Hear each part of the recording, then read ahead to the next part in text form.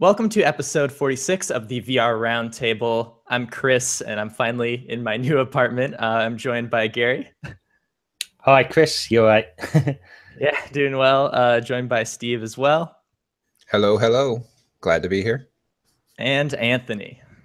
Hey, what's up? How's it going? Yeah, so we have a couple news stories today, a couple like major ones and a couple minor ones. Then we're going to get into a more discussion-based episode. And we're also going to experiment with having all our mics unmuted for most of the show, just so we can see if the conversation sounds a little bit better. I don't know. We're going to do some experimenting with that. So the first news story is there's this Oculus update that's coming out called Oculus 1.17. And it's kind of like two news stories into one. But one of the things is it will let you launch Steam VR apps from Oculus Home. So essentially how this works, it explains it in the article. I haven't tried it myself yet. Maybe some of you guys have. But you open the app when you're in Steam VR, and then it just kind of shows up in Oculus Home so you can launch it later on. So yeah, I don't know. That's pretty cool. So is it available? I haven't tried it out yet. Is it available if you go into the Oculus settings and enable the public beta option?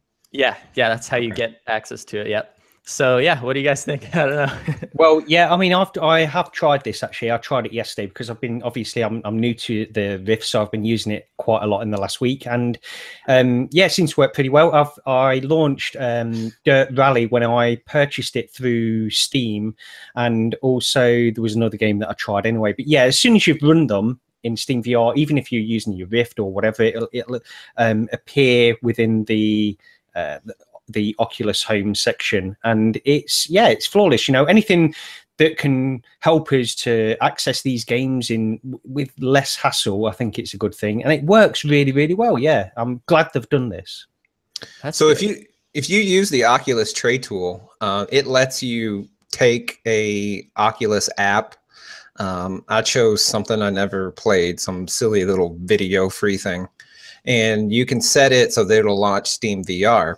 And yeah, it technically works, but I never really liked it. Going between Steam VR and Home always seemed to take a long time, and it was a little bit clunky, but it was always better than taking the headset off, going over to your computer and launching it that way. So I think this is pretty cool, and I really should make time here soon to check it out.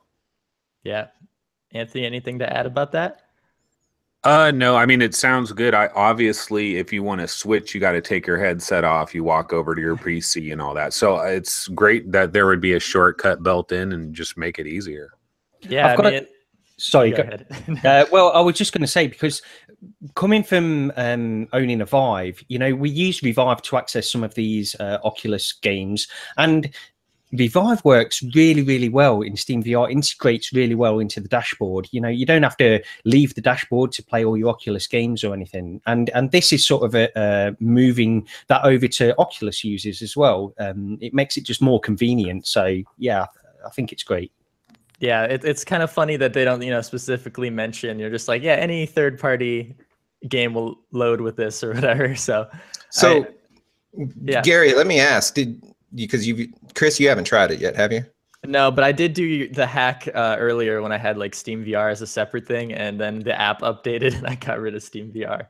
So okay, so Gary, to talk more how it works, because I'm curious, you play a game in Steam VR. So the first time you gotta have had launched it the normal way, and then from that point forward, it'll show up in Oculus Home. Yeah, that's right. Yeah. Okay. Yeah, it works really well as well. You know, I almost did it by accident. I went into this and went through the steps that you have to do in order to get into the public beta to access this feature. And then I just thought I'll play Dirt Rally, and I tried it in Steam VR, and then lo and behold, there it was in Oculus Home in front of me. So it just made it a lot easier the next time I wanted to do it. No, I think it'll be awesome. I mean, for the convenience, but because of my kids, sometimes my son, he'll play VR for 30 minutes or so, and he'll bounce between a few games.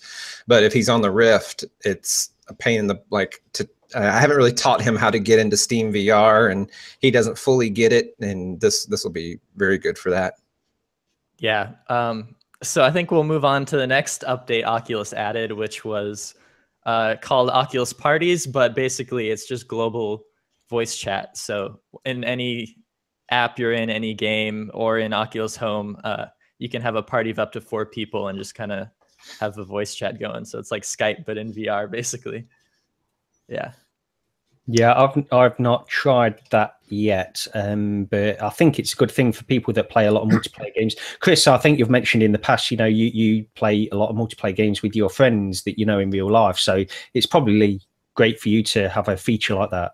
Yeah, I mean, I was trying to play big screen the other day with my friend, and for some reason, like, big screen wasn't working right, so he couldn't hear me or something. It was just so annoying. So I had to call him like with my phone, and it's just a pain. So this will make it easier, but it's something that devs have to add support for, because like if you have Oculus parties going and you jump into a game where you can hear, then you hear 2 of everybody, and it gets kind of clunky there. So hopefully that rolls out to everyone's games eventually, because that could be annoying. So I also haven't checked this out yet either, but so it's not like system overhead if a game has to give it support.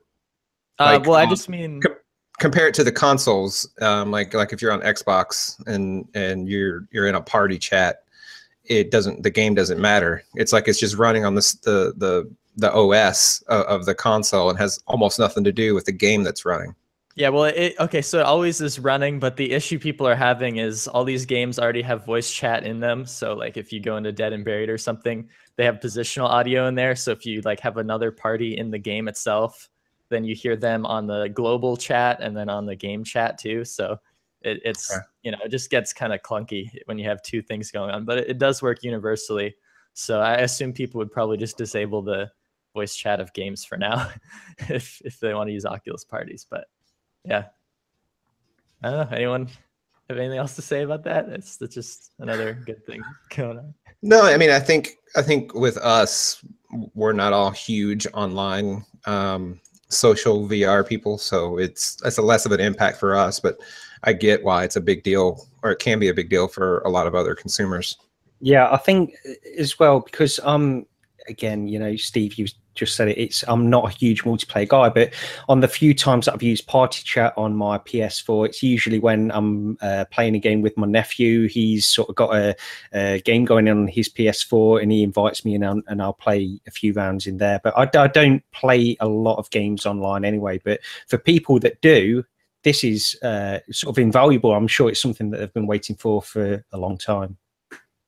Yeah, we gotta do some like VR Roundtable multiplayer videos or something. We all like play a game. That'd be fun. When I first saw the title of the thread, the announcement of it, I was like, oh, are they going to have parties like Lone Echo? Like, could we all get into a Lone Echo game together? But no. Hopefully that's coming. Like based on those interviews that we talked about last week, they hinted on some big stuff. So I'm hoping. At least they got something out. Echo Arena is what I meant. Yeah, we should do that actually, because we haven't really met up a great deal in VR, guys, have we? I mean, it's sort of. Have any of us played anything with any of us? No, I don't think we have. This is the thing. We need to do this. We need to get on this, because it's sort of a glaring omission in what we're doing here. So yeah. All right. That's probably it for that story. And the final big one we wanted to talk about is HTC announced a first standalone Vive headset, which will only be available in China. And it runs off of the Snapdragon 835, I guess. So like their VR chip thing. So I don't know. Anthony, what do you think about this? Well, the article that I read, it's like, is it available right now? Like it kind of insinuated that this is available right now, but then they were saying, because I think it was an Engadget article, and then they were saying that don't really worry about it here because it's basically the Daydream thing and it's coming later. So, it's not a big deal. It's just China's getting it a little bit early is kind of the way they made it seem. So is this a different headset than the Daydream one they announced a couple months back? Yes. I mean, what it is, I saw this and it seemed to be almost identical to the one that they announced a few months back, but this one seems to use a Vive port as a dedicated platform rather than Google Play. So this is the difference, as far as I can see. It seems like the same headset, except the platform that it's working natively with is different. Yeah, that's really interesting. I mean, Yeah. that's more of, I just don't understand HTC as a company. Probably. Like, I don't like what is the purpose of this thing being in China only? What is the purpose of having it alongside another headset? Wait, somebody's banned in China. Is it Google or Amazon? There's like some major company that they don't allow in China. So maybe this is like a side deal where HTC is like, okay, let us cover the Chinese market. We get this little side exclusive. I wonder I wonder if that is the case, because that's an interesting point. Actually, is Google? I don't think Google's banned, is it, in China? But I think they have strict rules on it. We had a similar discussion. I don't know, 12, 15 episodes ago, and I think I had said something along the lines of that maybe Steam wasn't available in China, and I was wrong.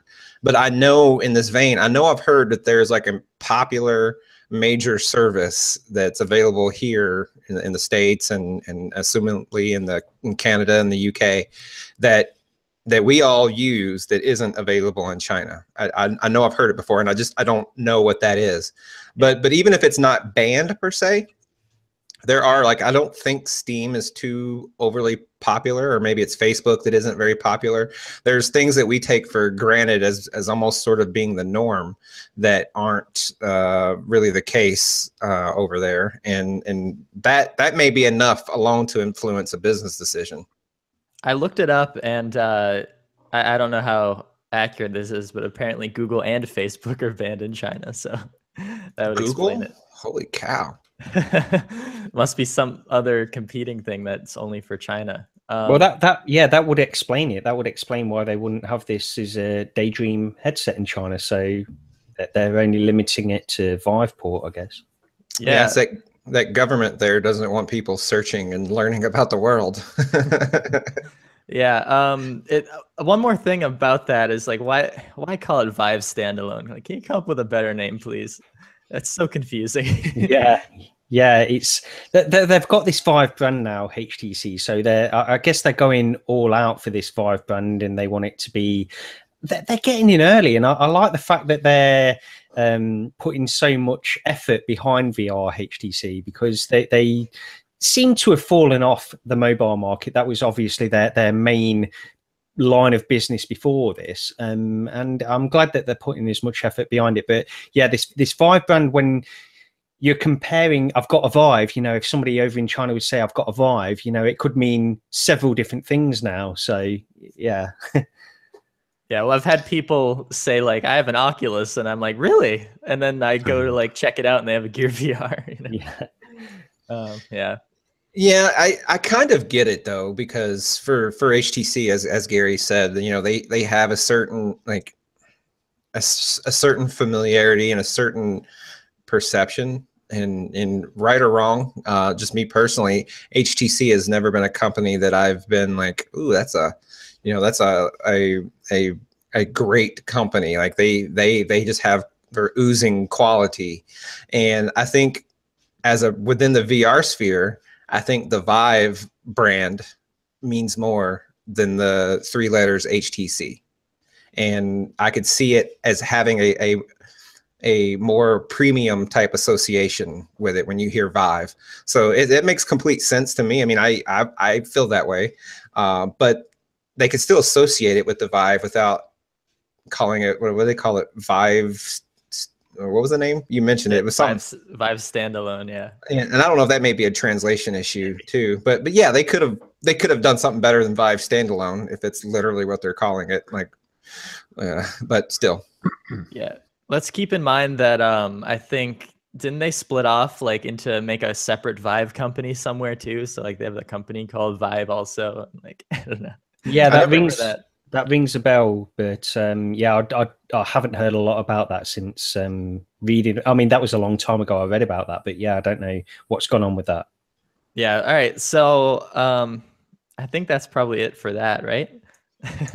Yeah, I think so. Yeah. Okay. So just some quick things we wanted to mention. I I guess a new update of Revive came out that supports asynchronous reprojection with all Oculus games, and hopefully this will make Revive a little bit smoother. Because I know when I played it, it had a little bit of hitches here and there. I had to like try to disable options in Steam VR to make it like use the Oculus stuff. I don't know. Yeah, there's something with a lot of games that I noticed when I played them with my Vive, Wilson's Heart and Lone Echo. Actually, the general recommended way of playing those games is to enable always-on reprojection and turn off asynchronous reprojection. Presumably now with this latest update, you don't need to turn off asynchronous reprojection as well. But it makes a big difference when you turn on always-on reprojection with these Revive games. Certain, not all of them, but certain ones, it can make the difference between it being playable and unplayable, really. So presumably this update will help. It's worth noting, like, I had major reservations when I was clicking the enable always on reprojection checkbox. Like, it bothered me because I was like, hold on, reprojection is what we want to avoid.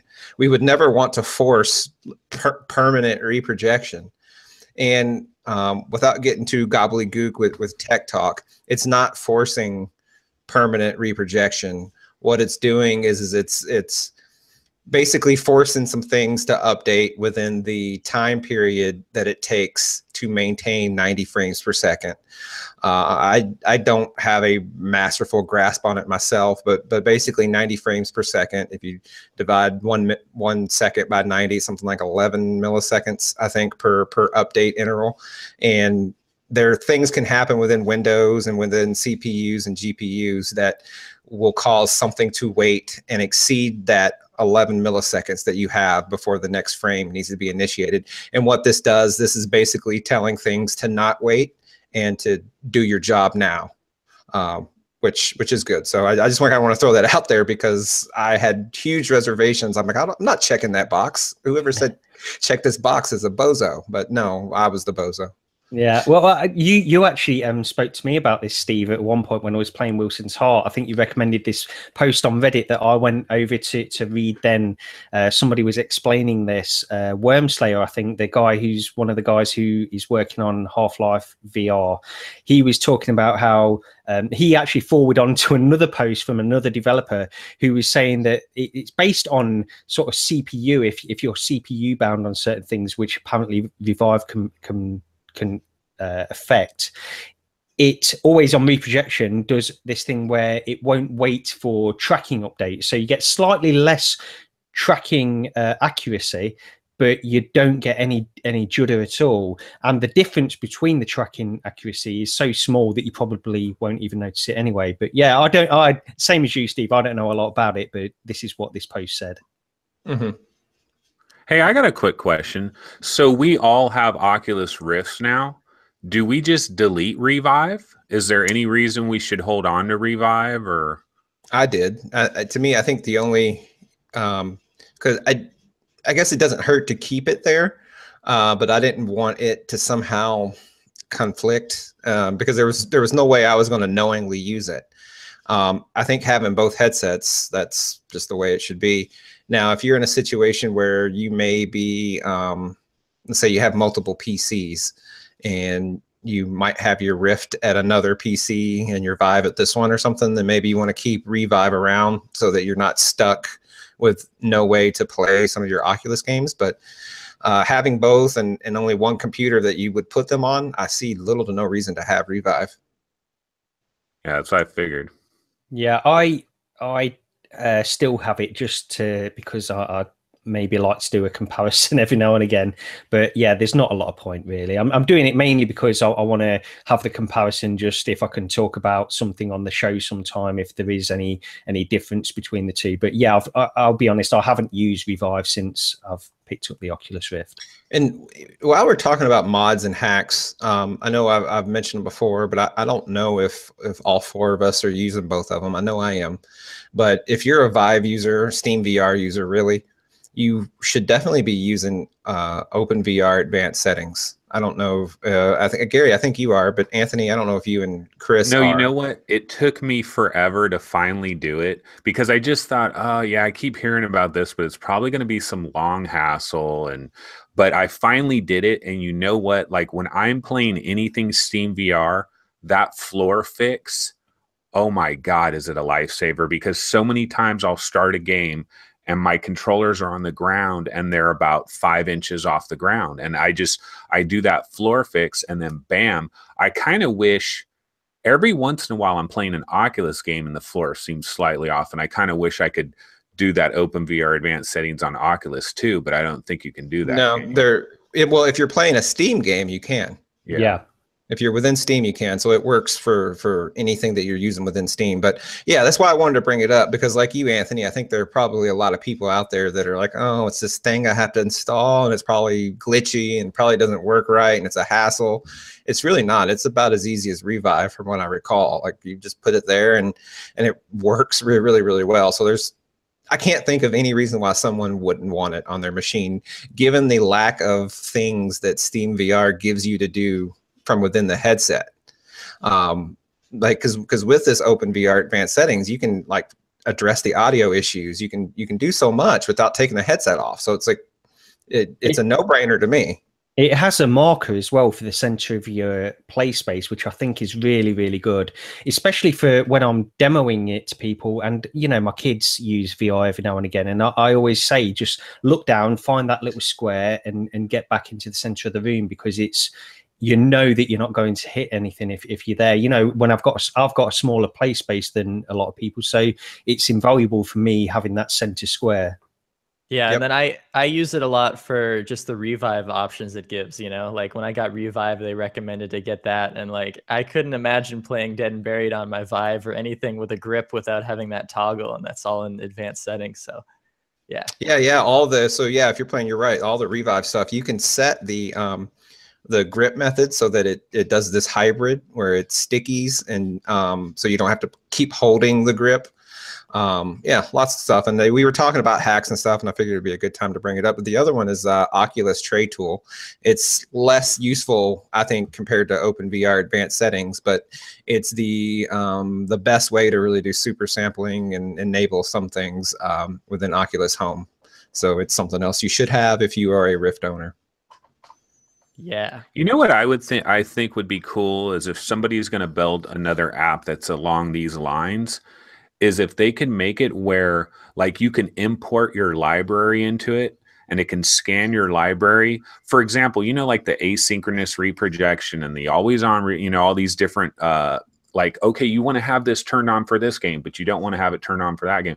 It'd be cool if you could just click all those settings in, and then every time you load that game, it just automatically refers to that. Yeah, I think a lot of yeah, well, I think a lot of people have mentioned that before, you know, just to have the super sampling setting per game that you can get it set perfectly. I think a lot of people would love that to be implemented. I don't know the difficulties involved in that. The Oculus Tray Tool, I think maybe it does that at least with super sampling. I don't know if will grab any other settings like enabling space warp and all that, but you can set a super sample value for each game, and it'll automatically load them, which is oddly not a feature that they've done in OpenVR advanced settings or within Steam VR itself natively. So all these capabilities are there because all of these, you know, single people, you know, hacking away on their keyboards are able to do these things that you know, Oculus and Steam aren't giving us directly, which is, you know, it's just kind of odd. But maybe maybe I'm a console guy, so maybe that's just kind of more the norm within the PC space. That just makes me want a tool that automatically switches my super sampling based on if I'm reaching 90 FPS or not. Someone needs to make that. Yeah. Oh, well. Does someone want to talk about the mod first, since we've been talking about all these mods and stuff, and then we'll go into the other news story? Yeah, I have it on the list. Alien Isolation VR mod was released today. We're recording on Sunday, July 30th. And now I guess it's been about for maybe 5-6 hours now. I personally haven't tried it out yet. I didn't have a chance. And but it's a community made or a user made mod. This is not any kind of official support from who makes Alien Isolation. I'm drawing a blank at the moment, but Sega published it. Sega, yeah. Okay, so yeah, this isn't something Sega's done. This is kind of like Doom BFG in the sense that it's just done by somebody with know-how. But it's got some issues, but on a Reddit thread that I was reading, the reception seems to be pretty good. And I know back in the dev kit days, maybe DK2 days, Chris, you can probably speak to that Alien Isolation was playable on it, and it was one of the experiences that people are very fond of, and it's something that's been asked about since the CV1 came out, and that this mod didn't support it. Yeah, I mean, I played the Alien Isolation on my dev kit too so much, and when I had friends over, that was always like the go-to thing because it was scary and everyone freaked out, and people would poke me and stuff, But yeah, I'll have to check that out. Yeah, I've actually, my very first modern day VR experience was on a DK2 with Alien Isolation. There was a retail store not too far from me that was demoing VR back before the CV1 and the Vive was released, and they had a DK2. So I went in there and tried it, and it's presumably this mod, it's not room scale at the minute, is it? It's just gamepad based. Yeah, I think they recommend to play it seated too. Yeah. Yeah, because there's no snap turning, which although I don't know why that warrants seated, but it's completely smooth turning. And I hate smooth turning. I like the clockwork one. Yeah, that's the snap or the step or the pie chart. It's referred to as different things, but I believe it's room scale in the sense that the 6 DOF tracking is still active. So if you physically move your face 3 feet, I believe it moves in the game. I don't think it stays locked like that, because that would be very disorienting. I'd love to try it. Yeah, I mean, yeah, I'm not sure. Don't quote me on it, but that's my assumption, is that all games will operate that way unless forcibly locked. Yeah, it's just inherent in the APIs. The thing is, as well, I mean, this is still this guy who posted this on Reddit, who made this mod. He's saying that it's really not ready to be released yet, but he's getting it out there just so people aren't waiting forever for it. So he's going to still be working, he or she, I don't know who, the person who's doing this, but they are still working on this in the background, and things will get better with this mod as well. But I'm really looking forward to giving this a try. Yeah, me too. All right, so the final sad thing to end on in terms of stories is that Altspace VR is going to be shutting down. I think it's on the 3rd of next month, right? Yeah, that's right. Yeah. Yeah, so for those who don't know, Altspace was one of the first social VR experiences, and I did it way back, probably in the DevKit 2 days. Just kind of hopped on there, but I mean, just looking at some of the footage and stuff from it, it seems to like it hasn't really changed that much since then, and they have kind of fell behind other companies like Facebook Spaces and stuff. They're kind of trying to push. So yeah, one of the first social startups might have to close, although Palmer Luckey said he might save it. Yeah, I saw his tweet where he said, hey, what do you guys think? Should I save it? And then like in parentheses, or he somehow caveated it as saying might not be possible. Yeah. So honestly, I've never tried Altspace. So it never, again, I'm not really into a lot of social interaction. I'm an introvert, and I kind of keep to myself mostly. So it never appealed to me, but I get that it sucks to see anything that people are using. It sucks to see it go. Is it dying is it 100% because of the lawsuit, or is the lawsuit just like an extra thing? Because I heard about this lawsuit. Well, there's I think part of it is because they can't acquire any more funding. They're not monetized at all. They've done this through funding, venture capital, really, in order to carry on this company going. But there is this thing where, from what I've read about it, it seems to be some kind of what they're calling a patent troll. So there's somebody is taking out this patent that basically seems to have a patent against multiplayer or social VR within a certain context, and they're attacking Altspace, which is very odd. And I don't know if that's the cause of them shutting down or whether they just can't acquire any more funding to continue. But so, I mean, Altspace is something that is, I've used it quite a lot actually. Before I got VR, because I knew it was a VR based platform, you can still operate it on a desktop and just go in there and try it out. So I did that before I got VR because, you know, I was excited for VR, and it's a very, very polished platform. I think it's great for beginners to go into VR who want to just socialize with people. There's no hassle. You're in there straight away and you can do different things. And they've tried to stay on top of other platforms in some ways because they get sort of celebrities in there doing social things as well, which I think is great in order to try and raise publicity for them. And this is all presumably a way of them trying to get extra funding, but it didn't play out the way they hoped. And I'm disappointed, although I've got to say I didn't use it a great deal. So maybe I'm part of the problem.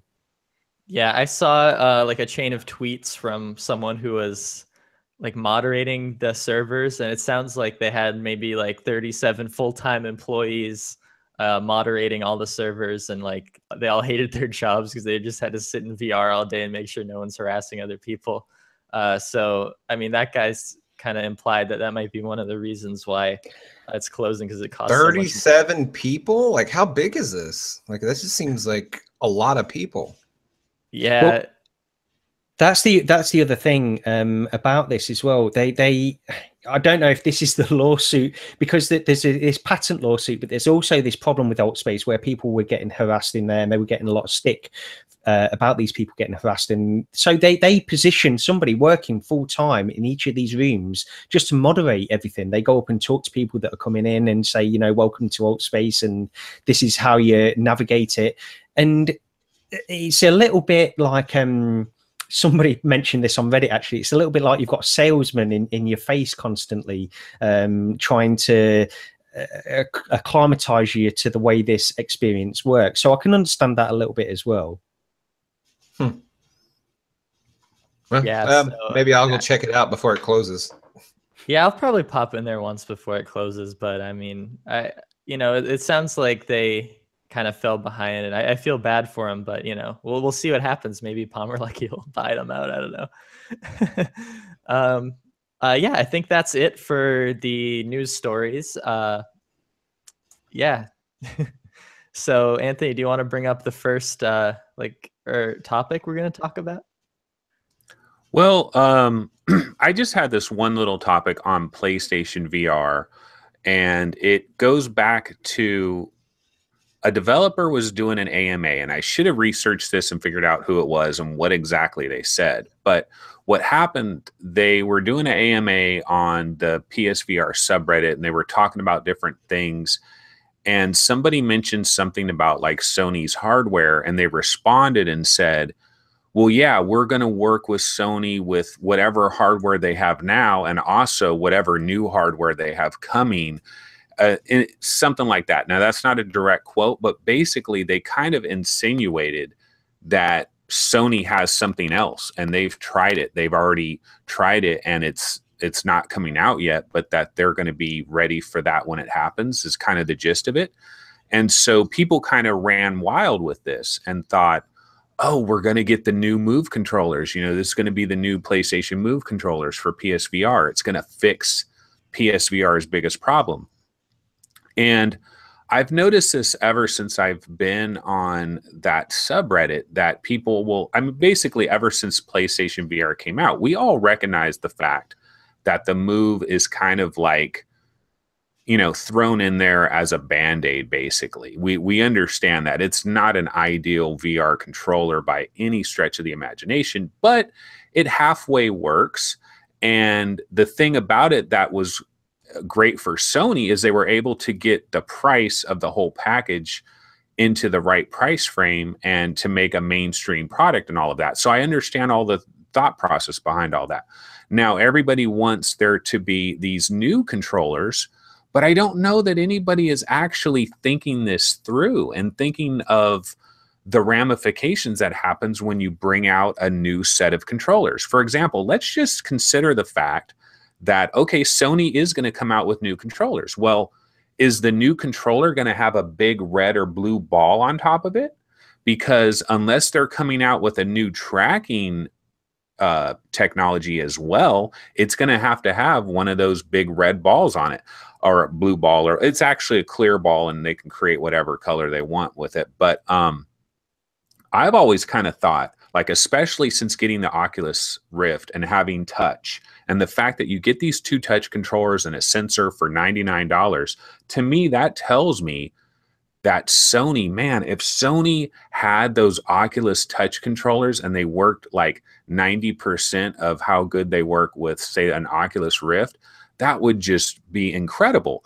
But what, you're going to have these Oculus touch controllers and you're going to have a ball on top of it? So, like, are they going to come out with a new tracking mechanism? Are they going to keep this? You know, it's crazy. I think the tracking ball is probably fine. Like, and I think it worked really. The lack of quality tracking is from a single camera.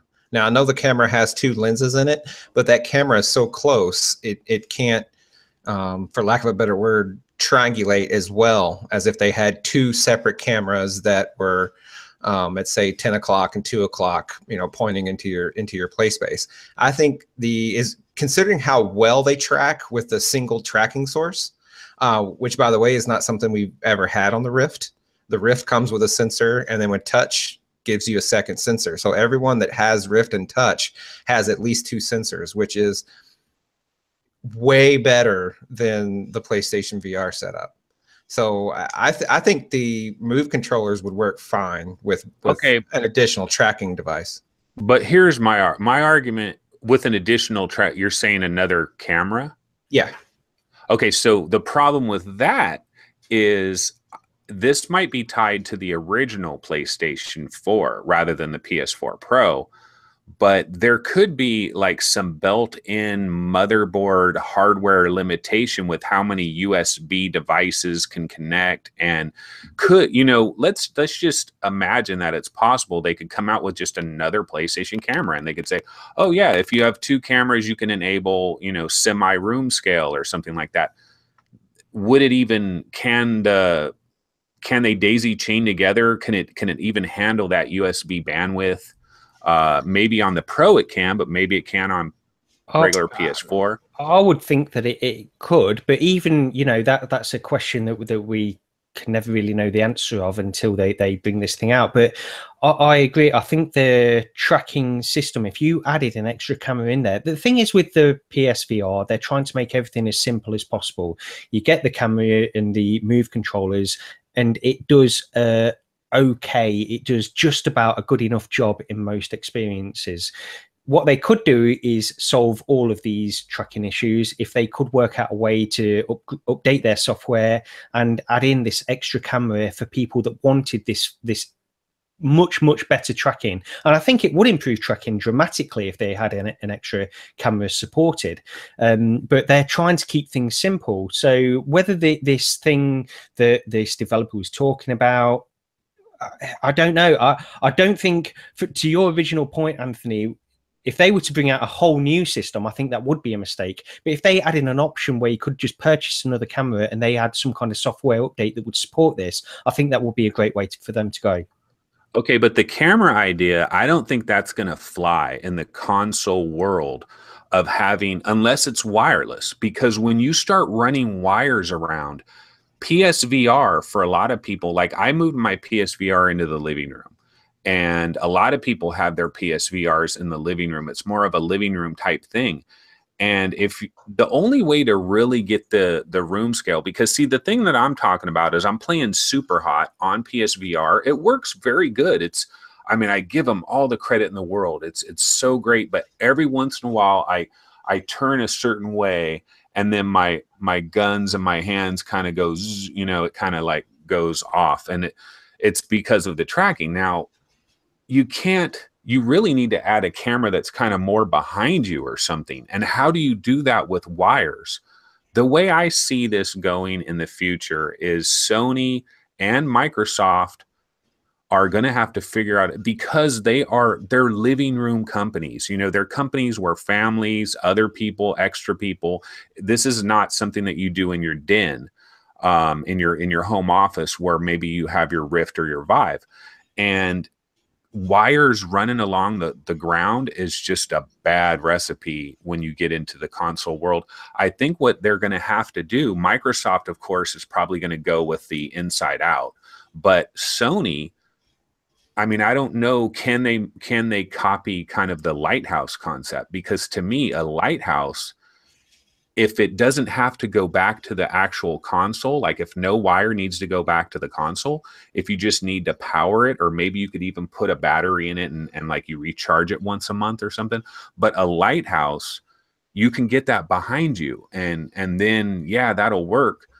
What I'm worried about a half step that doesn't really do anything. It's like, if all you're going to do is put thumbsticks on like an existing Move, like how much are you really solving with this deal? You know, so I don't know. Solving a ton, because they can't do any artificial locomotion, any good artificial locomotion. Like the Vive ones, it has the touchpad. I don't prefer a touchpad to a thumbstick, but it at least has the touchpad. The Oculus Touch has the thumbstick. The PlayStation Move has no analog input device. So a Move 1.5 that included thumbsticks, I'd probably buy it. And so then the devs, though, now they got to make 2 versions of every game. And well, are the new controllers, wait a minute, okay, so are the new controllers packed in with the new bundle? Because if you pack in the new controllers with the new bundle, there goes any possible price discount you could have possibly had, because these new controllers are going to probably be more expensive. So you throw them into the new bundle, and if you don't throw them into the new bundle, you're building 2 different user bases that are going in 2 different directions. It's a bad move. I think the cost would be very small, because it's just the thumbsticks. It would be, I'm assuming, right there where the Move button, that big button in the middle, would be. I'm assuming that's where they place it. That is already a clickable button. The thumbstick would be clickable, so you're only adding the actual thumbstick, which is a cost, but I mean, you can buy a DualShock 4 for $50 or whatever they cost. So I don't think it's an enormous cost. They already have their Bluetooth technology. They already have all their software written that takes gamepad input. Most PlayStation VR games are playable with a gamepad. That was one of the things Sony was pushing. So some of that is probably already there. That said, it is a logistical nightmare, and it does fragment the market. But I'd pose the counter question to you then, Anthony, is, doesn't Steam have the same problem with Knuckles? Logistically, fragmenting the user base? Like, yeah, they do, but I think their user base, that's the other thing, though. If you go back to console consumers, you know, you're dealing with grandmas, you're dealing with soccer moms that are buying things for little Timmy, and they're at GameStop, and they're like, wait a minute, there's these controllers, there's that controllers, there's this bundle that has the new controllers, there's this bundle that doesn't have the new. It's extra confusion. I think on the PC side of things, I think PC just inherently, PC users are more familiar with this type of thing. You know, we add little USB cards into our PC. You know, the console world, it's like plug and play. They want everything easy. I don't know. Personally, my take is, I know PSVR isn't perfect, but I don't like this little half step, because now you do this little half step, then they can easily be like, okay, well, we don't really need a PSVR 2 anytime soon. I'd rather stay it like this, exactly the way it is, and we get PSVR 2 November 2019 with PS5, that's the way I'm thinking. And I think this little half step, if you're going to do it, if you are going to change it, then do it right. Make it so the controller melts into your hand like the Touch, rather than a Move where you're just holding a wand and, oh, I added a thumbstick to the Move, now it's all better, right? No, it's not melting into your hand. All the buttons are not you still got these little super tiny buttons. It's still janky as hell, because they're not going to add 2 cameras. That's not going to happen. But if they did go crazy with it, I could see them coming out with, like, let's say they weren't using visible light anymore. They have a new tracker and it just snaps on top of your existing camera. And so you have both of them. The existing camera is tracking the headset now. And maybe if it's only tracking the headset, maybe now that's even a little bit more accurate.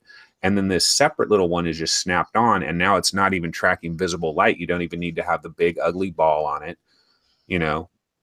The big ugly ball is awesome. If you punch your wall with it, it's like a pillow. It you know, you don't scuff anything up like when you smack with your Vive one and Oculus Touch. All my controllers are scuffed up.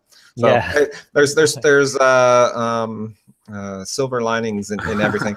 I think we have to, in this topic, I think we have to consider that the dev that was speaking is possibly full of crap, and if they were actually hinting at something that they've seen and played with, that it could just be, you know, the successor to PSVR that maybe comes out with PS5.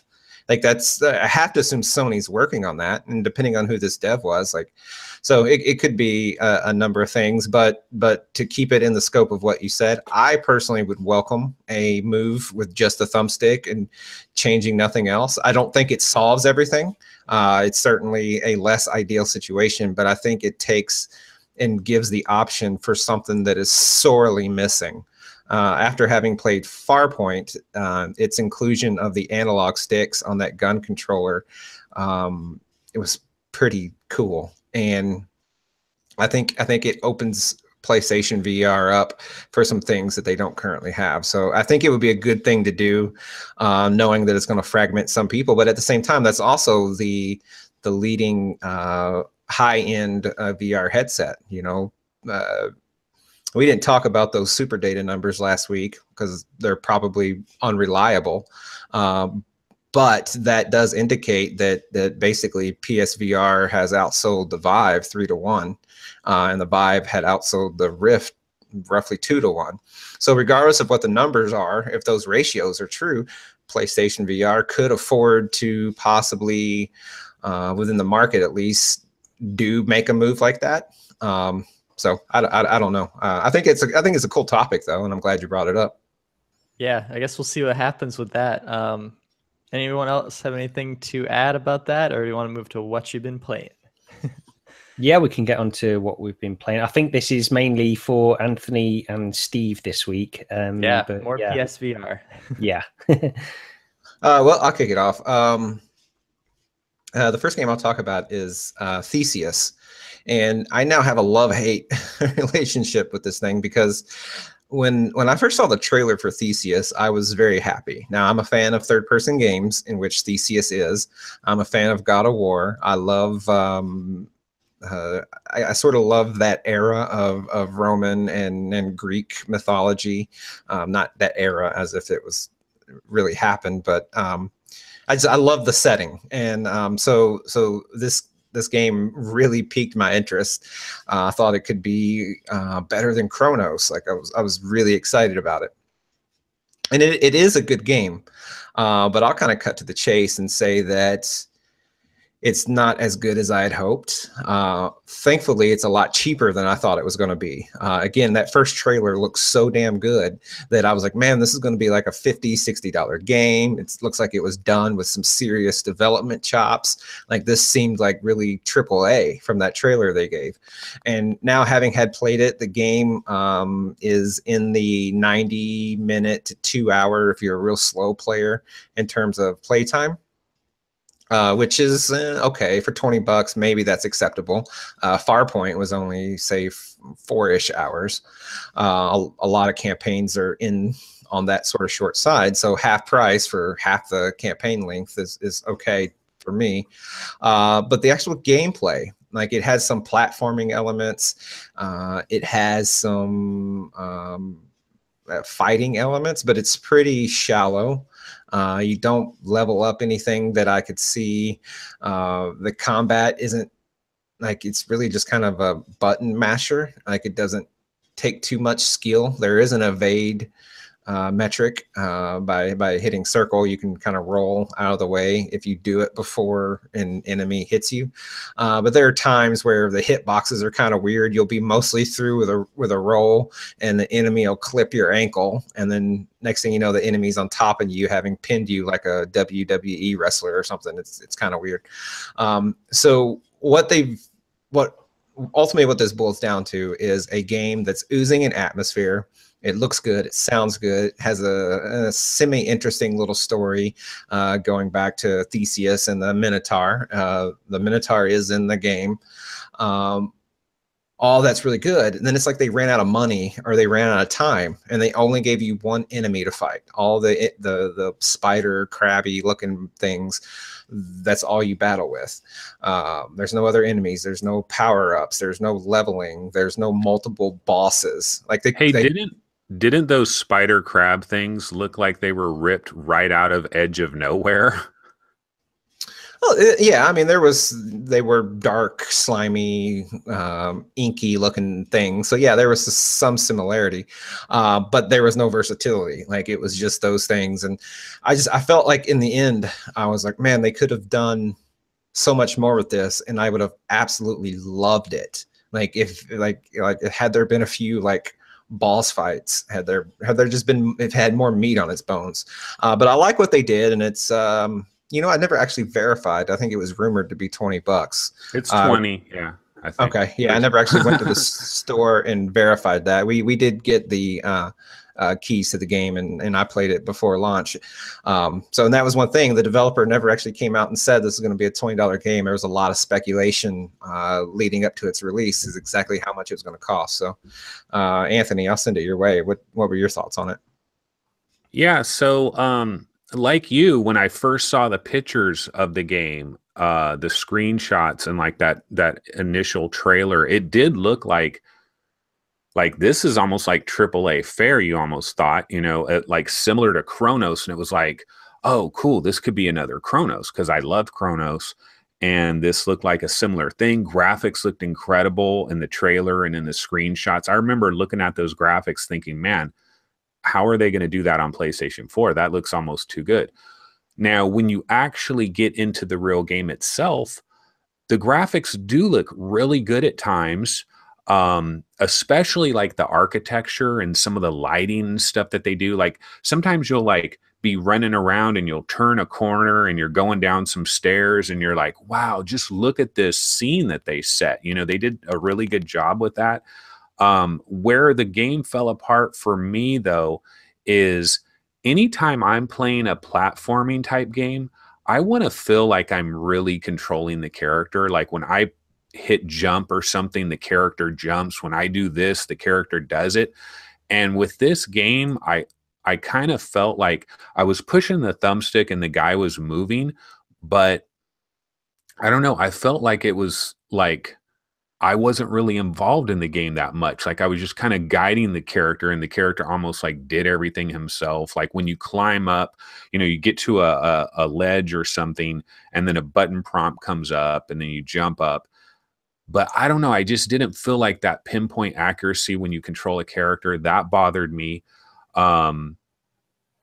Finding out that it's, you know, 90 minutes and it's $20, honestly, I think it's okay from that standpoint. If it was 15, I'd be happier, of course, but I don't think it's like a horrible, horrible thing. Now, if you're super into, there's a lot of people out there though that are like, oh, this is just a demo, this is bullshit. You know, if you're that type, then yeah, you're going to be pissed with this. And what I understand too is this game is coming to Steam in like August maybe, or September.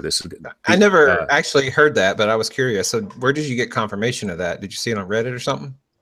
I read it somewhere, but I'm pretty positive that this is coming to Steam, and because we were wondering, well, they have refunds. You know, Steam has this 2-hour thing. You can see, that's what I feel bad for anybody that has a game that's like less than 4 hours, because there's going to be people that will use this Steam refund as a rental policy, which I think is a bad idea, but people will take advantage of anything they can take advantage of.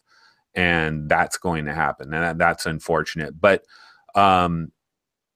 Yeah, it's interesting. I mean, like you said, Steve, it seems almost like maybe they just ran out of money, but then they did design this around this concept of this tale of the Minotaur, and like you're kind of just doing this one thing. So the idea that maybe they just stopped development and had to chop it off, I'm not sure that that actually happened, but it does seem like Sony could have saw what they had here and maybe like beefed it up a little bit and made it a little bit longer. I still think it's a decent, entertaining romp of an afternoon. No, I still think it's good. I don't like regret my time with it or anything like that. I did enjoy it. It's just like I don't know, like let's say you're going out for a nice dinner with your girlfriend, boyfriend, spouse, whatever, and you go to this really, really nice restaurant and you get this really nice steak, and it's good. It's the best steak you've had all month, maybe all year even, but it still doesn't live up to what it could have lived up to. And that's kind of how I feel about Theseus. Like it could have, like they had the setting right. They had that like you said, that architecture and that lighting, and there was debris would crumble and things would shake. Like the world had some life to it. They had in the very beginning when you're wading through that blood lake, walking up to the door, like that just looks so flipping cool. And it just seems like it never materialized. Like it could have, it's like the best rock song ever created. It's like Bohemian Rhapsody without the last 3 minutes or something. Like it just, it felt unfinished.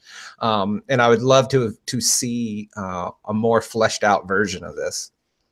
It did, like graphically, it was really good, but it really did have that Vaseline smear. You know what I mean? Like, sometimes you would bring that character really close to you.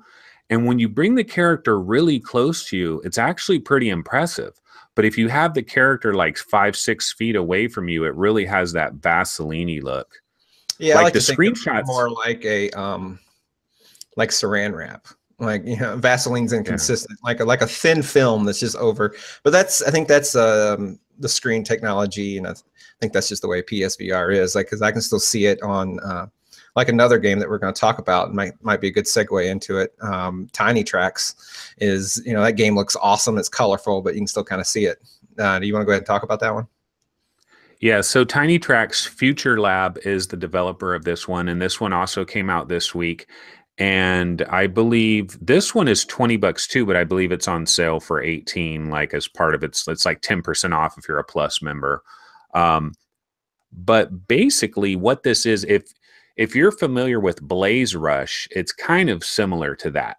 The difference between this and Blaze Rush is Blaze Rush will have a camera that kind of follows the action, and it's kind of like the track is moving along and you're just there moving along with the track. Tiny Trax, what it does is you're like sitting in whatever spot that you're in, and then the track is kind of like all around you. And one of the only problems that has, it's great from a nausea standpoint because there's no camera. There's no camera that's trailing around. You just look to whatever part of the track that your little car is racing around, and there you are. So there's no nausea of like floating this way or that way. And so that's probably why they did that. But one of the downsides is sometimes the track is looping around like over here behind you, and you really have to kink your neck to see where the hell your car is. And then it's going up here, and then it's going up there, and it's going around. So like after a little while, I was like, man, I wonder if this game will kind of kink my neck. But visually, oh my goodness, some of the most beautiful levels, just magical, colorful. If you're like a Nintendo fan, Sega from back in the days, you like those blue skies and the green grass, and you want everything colorful and magical. This game will throw color at you like you wouldn't believe. It's kind of a little bit, what do they call it when it like cell shaded? Like there's a little bit of a cell shaded look to it. And the different tracks, the thing that I really loved about it too, is you go to these different tracks and they look completely different from one another, completely different style. And like one of them is like an inferno with like a volcano that's going off and fire and everything. And then another one, you're kind of like on a little ice world type thing. and it all looks beautiful. The control, though, they have recently updated this game because there were lots of complaints.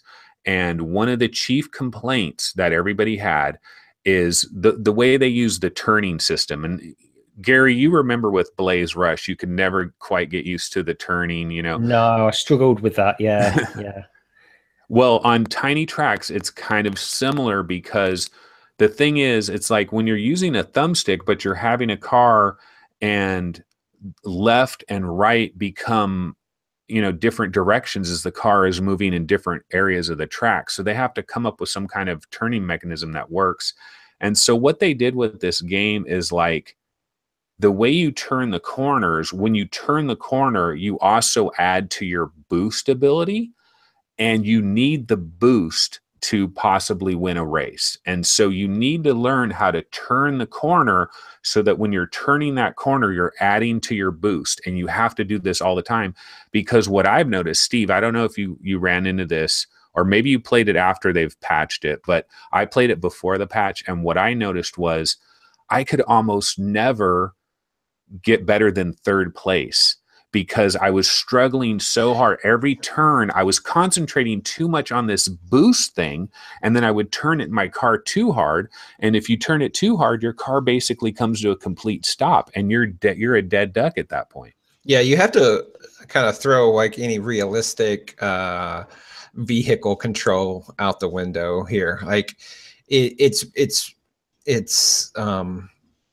all about the turns, like you say, and it's less about even accurately going through the turn and more about oversteering. Like, so long as you kind of keep the gauge green, there's a little turn gauge that comes up, and yeah, like you said, it's how they use that to refill your boost.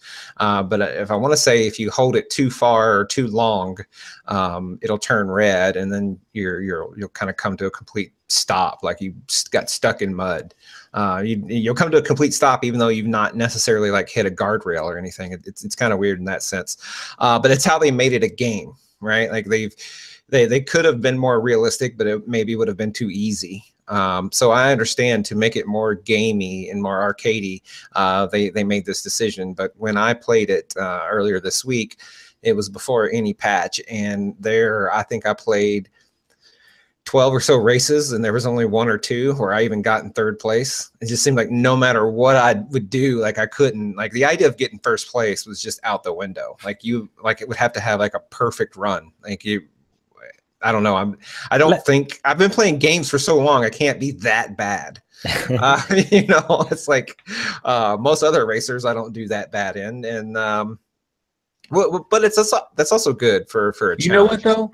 This developer, Future Lab, the way I understand it is all of their games require you to like play them and play them and play them and learn the mechanics. So like when I only played it for so long that first time, and I definitely was terrible, but I didn't walk away from it thinking, oh, this game's broken. I walked away from it thinking, this is a game that I'm going to have to like play a lot to get the feel for it. But probably once you finally get that feel for it, you'll probably just be zooming through the track without problem. But Steve, oh, go ahead. No, I was just going to ask, because you mentioned Blaze Rush a second ago, Anthony, and you see, the thing with me, any races like this, I like it where it operates like you're controlling a radio controlled car.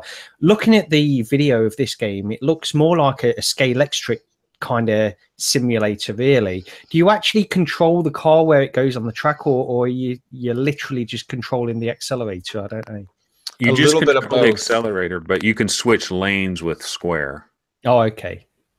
But you can still oversteer, and there's still collisions with the other cars. So they're not, the control is a little bit like you described, but the represented cars on the track don't necessarily behave that way. Like they're on a rail or something. It's a little bit of both. But I think the game works. Overall, I think it's a very enjoyable game. It does some unique things with the way the tracks are presented, and they get real creative and completely unrealistic with them because there's one track it involves the sea or the ocean, and like you just dunk straight underwater, and there's absolutely no loss of velocity when you hit the water. Like normally there would be like an actual crash. But the sound effects are really good too. Like you splash into the water. You do these weird things like spirals and you go upside down, and it is a pretty cool game, and I really do like it a lot. It's just very challenging, and that's okay. It's incredibly colorful, man. I don't know that I've seen anything with more color in VR. It's up there. Like the closest thing that comes to mind is maybe also on PlayStation, the Robots Rescue. That was pretty colorful, although it didn't have as much orange and yellow, but the greens and the blues are probably about on the same par. All right, cool. So is that all we're gonna do for what you've been playing? Do we want to move on? Well, you know, Gary, did you try that that video thing that has been getting a lot of publicity lately? Yeah, we can talk about that quickly. Miyubi, which is a 360 video by Felix and Paul Studio, which have done other things. I mean, I've heard of them. I don't know specifically what I've watched that they've done before. Anthony, They did Introduction to Virtual Reality. You know, the one with the guy swinging the fire. Yeah. Oh, okay. Yeah, yeah. So they're sort of experienced in virtual reality, but Miyubi is a 40-minute 360 stereoscopic video, which came out. I don't know exactly when it came out, but I watched it yesterday, and this is really, really good. Actually, you know, we've spoken about 360 video in the past and how it's limited, and it's always a little bit disappointing, really, any that I've seen.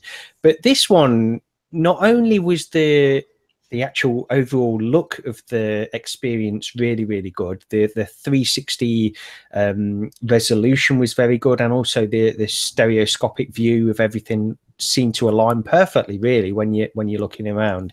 But also the story, the narrative element of this was really good as well. It's a story that's based in the early 80s, and it's about this kid that gets this sort of little toy robot for Christmas or his birthday. It's his birthday, actually, in 1982. And you see the world, you see this whole video play out from this, the point of view of the robot, as if you are this little robot that he's got. And it goes into a lot of things, you know. There's so much 80s nostalgia at the moment. We've got Ready Player One coming out next year, and everything seems to be playing on this 80s nostalgia, and this one does it really, really well. So if that appeals to you at all, then you've definitely got to give this a try. I think the story is great. I think the presentation of the experience is great. I'll go over to Chris. I think you've watched part of this at least. Anyway, what did you think? Yeah, I mean, I agree with everything you said. It's interesting for me because I wasn't born in the 80s or anything, so it's kind of cool seeing like all the environments and how stuff was. But yeah, I mean, there's a lot of elements in there, and it's really kind of genius how they disguised some of the issues it would have. Like, you know, their camera rig kind of has like a circle at the bottom, but if you look down, there's a 3D model of Miyubi, so like that, you know, shields that artifact that would be there. That's there in other 360 videos. And then I wasn't expecting the camera to move at all. And like, you know, I played a little right before the show or watched a little bit more of it, and the camera started moving. I'm like, wow, I mean, that must have taken a lot of work. So there's a lot of, you know, technology in this film, and I feel like the story's great. I'm getting into it. So yeah, it gets better. Let me just mention one other thing before I move on to the other guys, because one thing that really impressed me about this is it combines this 3D rendering, as Chris just said. You've got a 3D rendering of this robot that you are playing, you're viewing this world as. So you can look down and see this 3D rendering, but there's also a certain point in this, and there's no real spoilers in this, but there's somebody. You can see yourself on a TV screen at a certain point in this. And when you look around, within the video, you can see your representation on this TV screen actually moving around, one-to-one movement with where you're looking, which was very impressive. I've never seen anything like that. When I was on that spot, I was like, how in the, like, I know I uttered out loud, how in the hell did they do that? Yeah.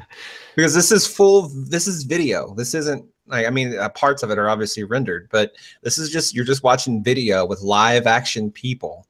And yet your motion, you know, as you spin, you can't really do a side to side, but you can turn and you see your reflection and it turns, and that was no mistake. They definitely put that in there to impress you. And I thought that was really good. As a whole, just as a warning for anyone, at first, the first couple little scenes, how this works is you experience these stories, or this whole story, through 3, 4, 5 minute little bite-sized videos that are different occasions that Miyubi is powered on. And the first few, it seems a little kid-centric. The boy gets Miyubi as a gift, and I'm like, oh, okay, I can play this for my kids. But then as you progress, there are some very, very adult themes. Like, you know, there's drinking and slapping on butts, and like it's not overly top, like, you know, very vulgar or X-rated.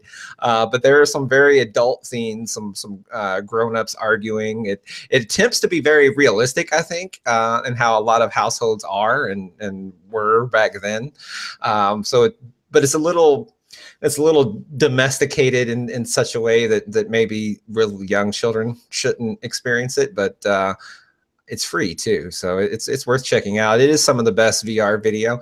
VR video still isn't completely right. It still has this sort of look to it that for me is a little off-putting, but within all the realm of 360 and VR video, this is one of the best ones, if not the best one. Yeah, I think this is the best one.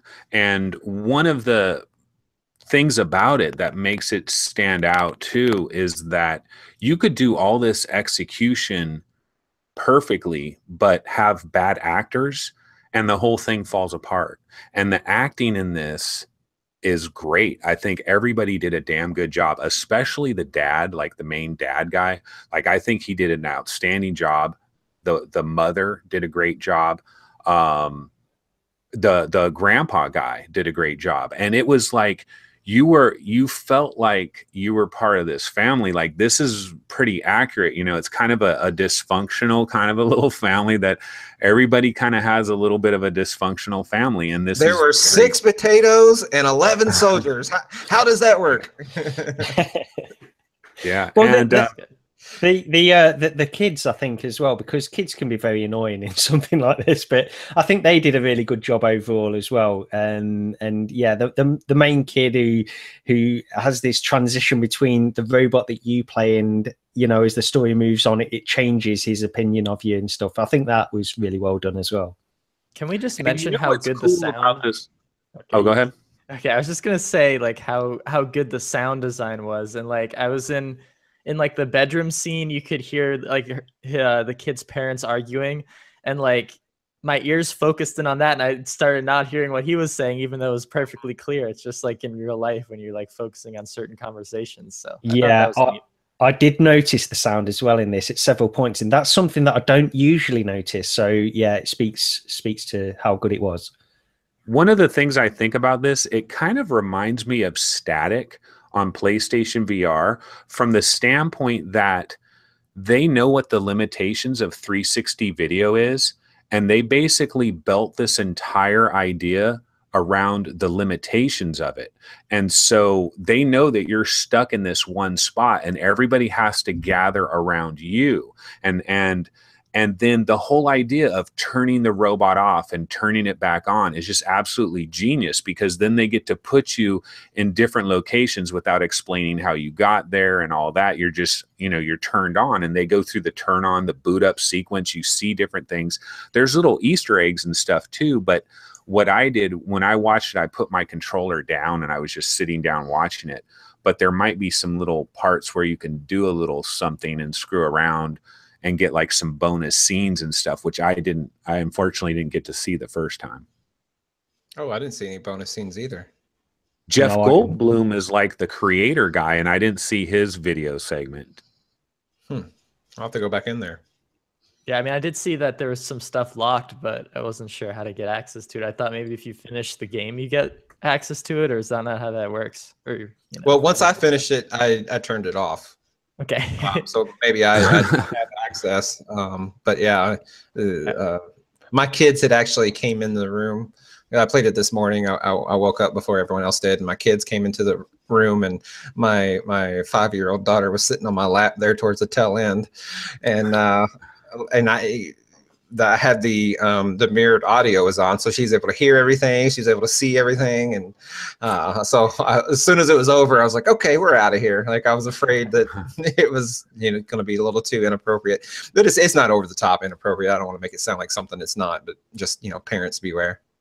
I want to try to get my wife to watch this because she's not really into any VR things at all. But I think if she were, like, if I could force her to watch this whole thing and for her to just relax and just watch the whole thing, I think when it's over, she'll be like, damn, this is some pretty compelling stuff. That's the thing. It's 40 minutes long, and I've got to be honest, when I went into this, I wasn't really expecting to sit through the whole 40 minutes, but it had me hooked. So I really loved it all the way through. Yeah, I wish, you know, it's one of those things where you wish you could sort of watch it all over again and know that you're going to have a good experience, because before I watched it, I really didn't think I'd be seeing it all the way through, but it's that good. It is one of the best, if not the best, as Anthony says, 360 video experiences.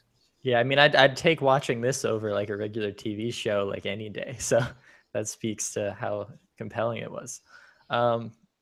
Yeah, I think that's it for what you've been playing, right? Yeah, I think so, yeah.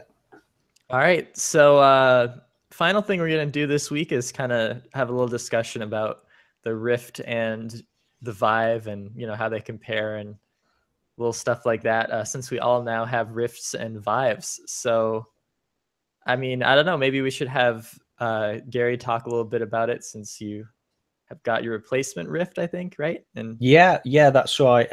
Last week I spoke a little bit about when I picked up a Rift a couple of days before the last show recording, and I had a few problems with it. I had a lot of this world tilting stuff that was going on, and I exchanged it, and I've got my new Rift, and I've had no problems at all with it. So it seems to me that I had a defective unit, but I'm warming to it. I've got to say, when I first got this, the Rift, and it might be because I had some of these problems initially, I mean, it wasn't even a comparison. I far preferred my Vive because there was no hassle. You know, I could get into VR and there was no hassle.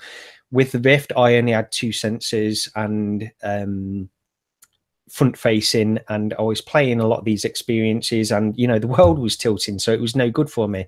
I got my new Rift, and it's a completely different experience. You know, I'd solved a lot of these problems, these tracking issues that I had initially.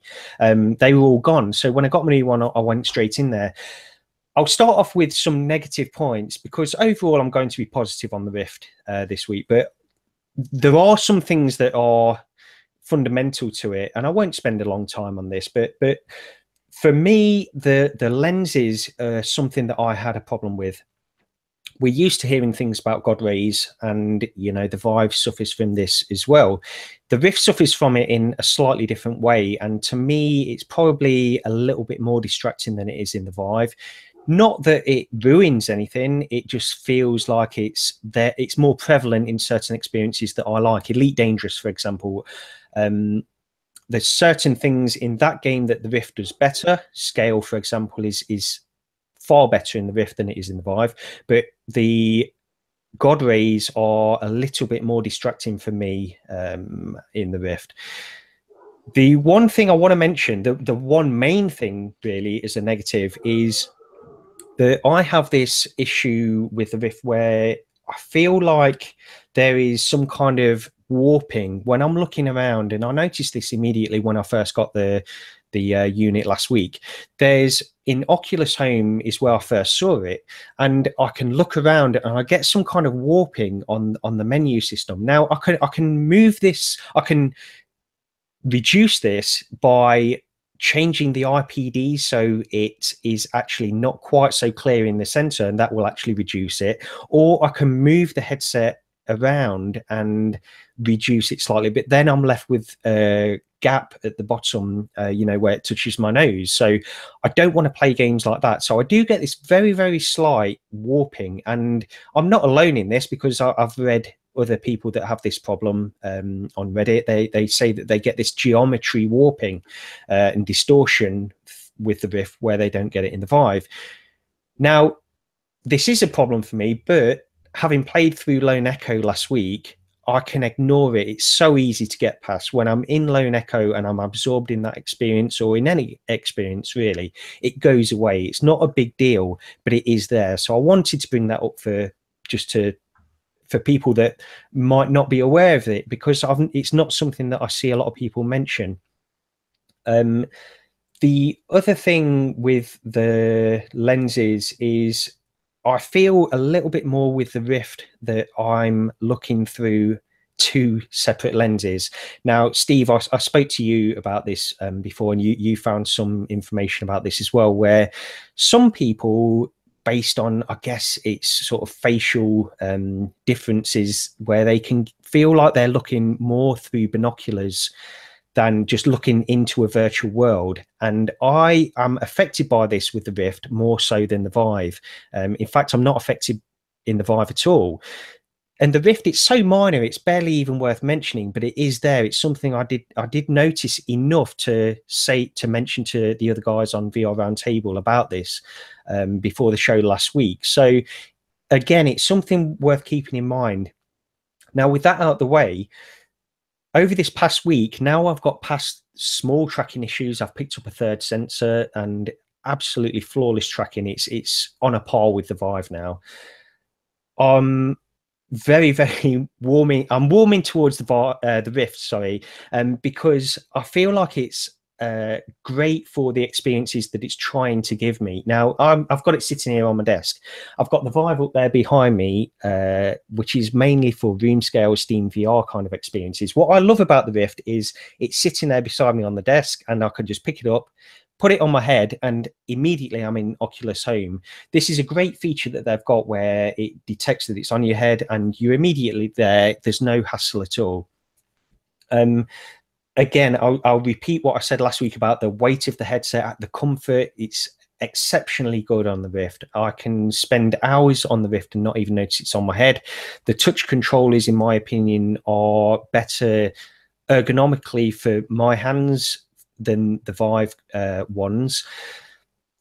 There's pluses and minuses to both of these headsets, and you know, we all have preferences. We're all human with these things, and I would say, having used the Rift and the Vive, my preference is still for the Vive overall, but only very slightly now. And it's getting to the point where I'm using the Rift a little bit more this past week, and I'm really getting into the little subtleties and nuances of how the Rift works.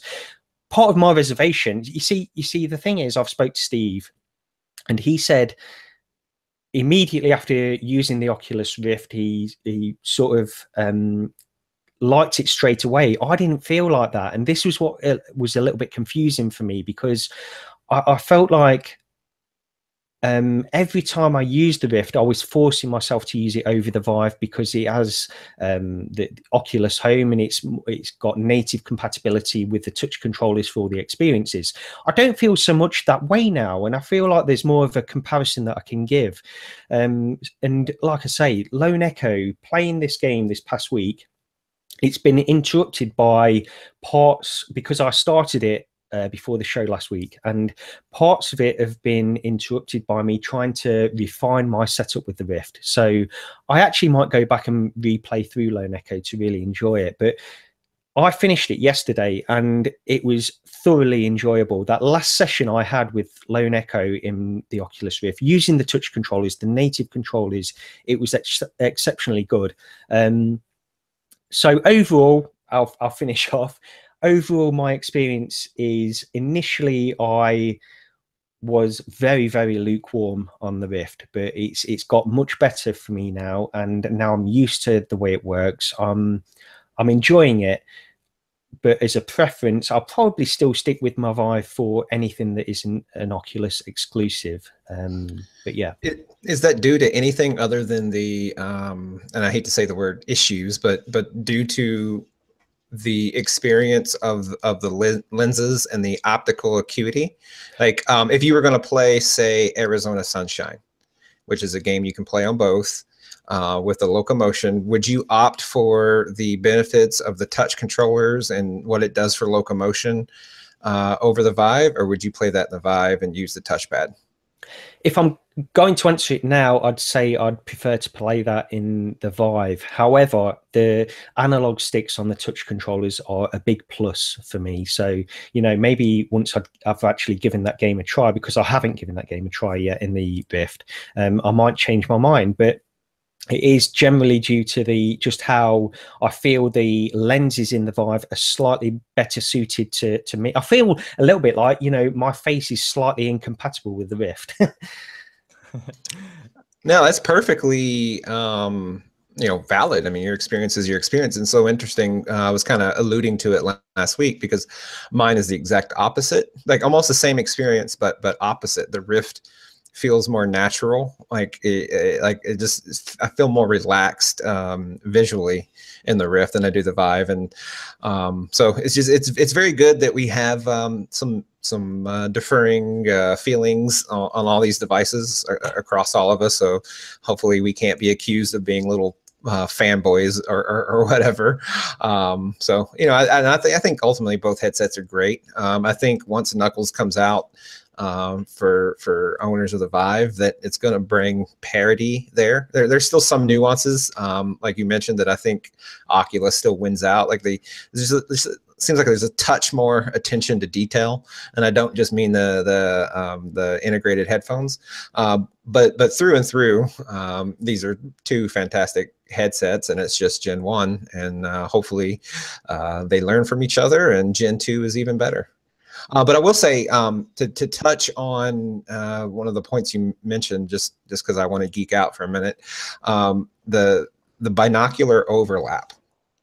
And I come across it accidentally. I wasn't researching your issue or anything. But binocular overlap is basically, from what I understand, in the Vive, and it can get very complicated. And like the issue we described earlier, I'm certainly not I didn't write any thesis papers on it, so I'm not a world-class expert or anything. But recently, in the last 2 weeks or so, Palmer Luckey had tweeted something in the range of, well, the story is bigger than just resolution. The wave pixels and field of view and the lens technology themselves and decisions that a headset maker makes to represent an experience, there are pluses and minuses, and there's just, they have to make a decision, pros and cons, and one will go one way versus another. And I found that all very interesting, because I remember initially when the PlayStation VR came out that man, those lenses are just so much better than the Fresnel lenses of the Vive. Like I still think a more traditional lens is better than the Fresnel. But there are reasons why HTC chose the Fresnel, and I think it's for the reason that you're experiencing, Gary, in that it helps with this overlap.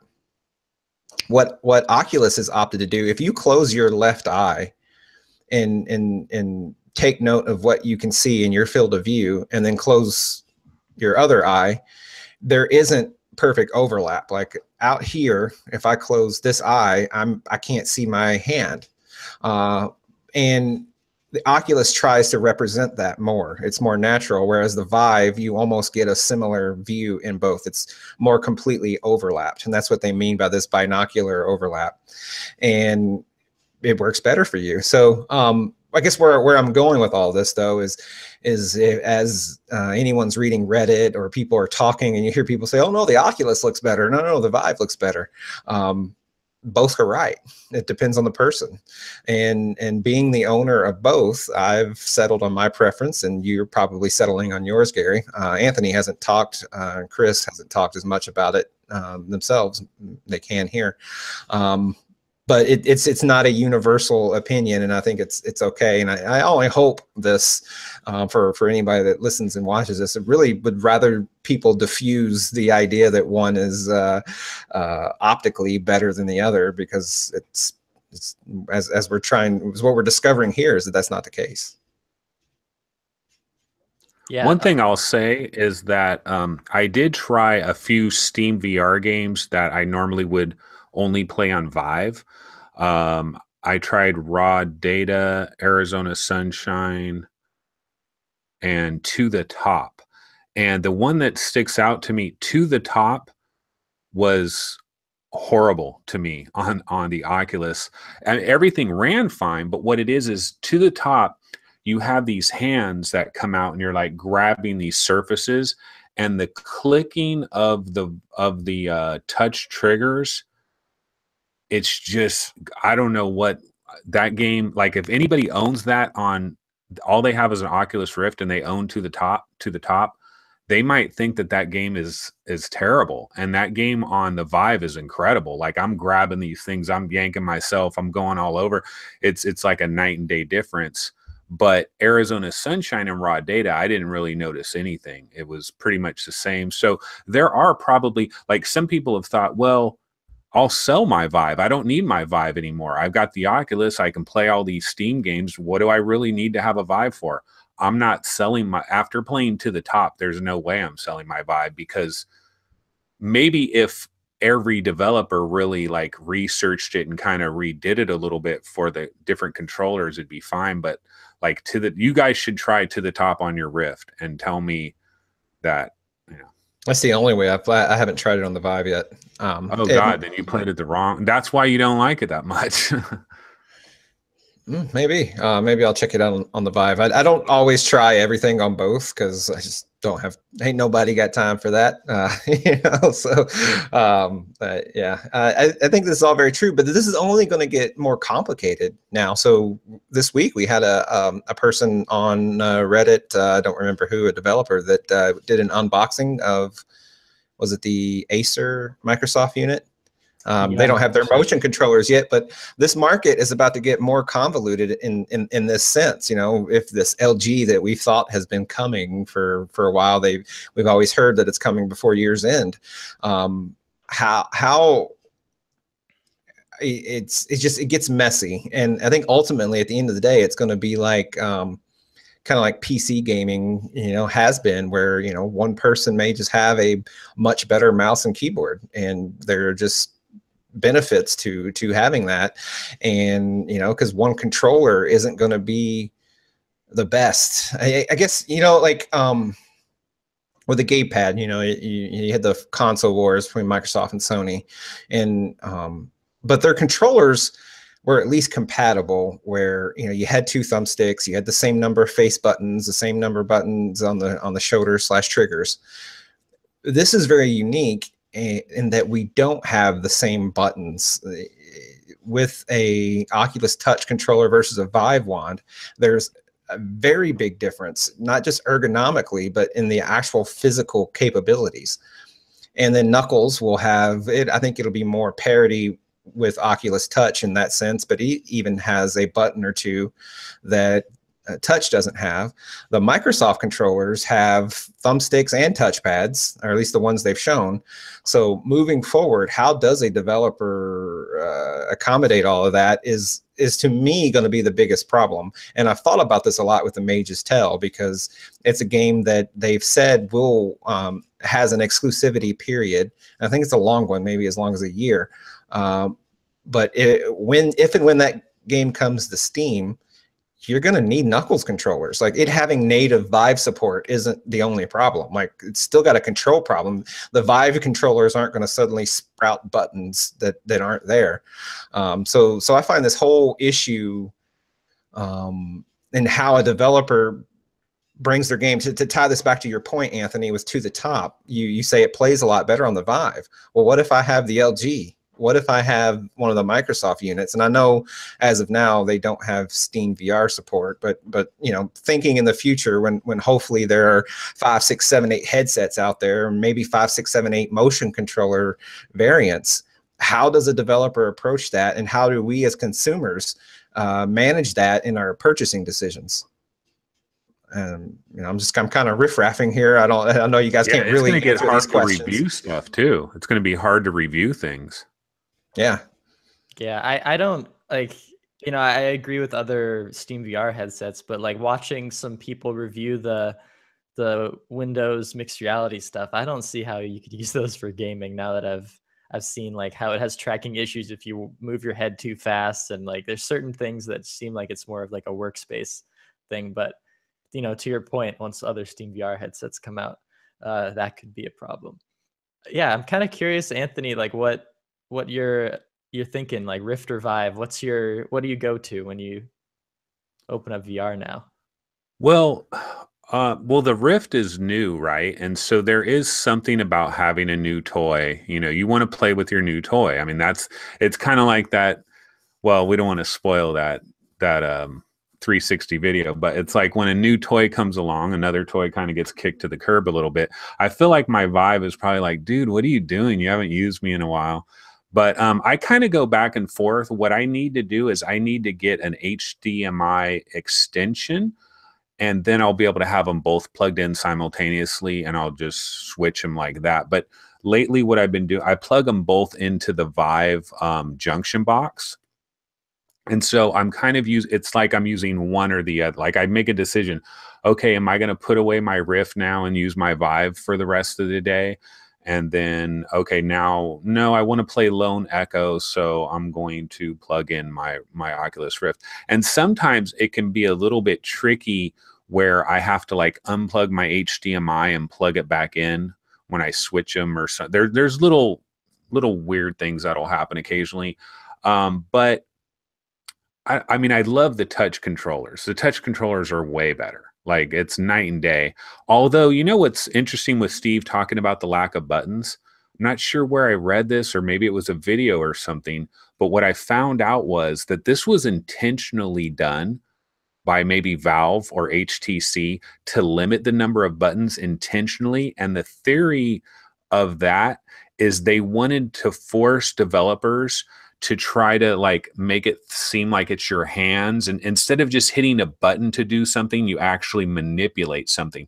And when I heard that, I was like, actually, that is a really good idea, because if you do just give somebody a VR controller with like crazy numbers of buttons, there are going to be developers that are it's just least common denominator, just hit a button and do this, and then maybe that's not the interactivity that you really want to have. So that wasn't. Well, at the time, though, Valve, I guess, was really pushing teleport. The lab, everything they were doing was teleport based. That's what, you know, and that's how they pushed room scale was, hey, you walk around in your play space and you don't need to locomote other than to press a trigger and point somewhere and teleport there. The industry or the market, the consumers have responded by saying, no, nope, we like locomotion.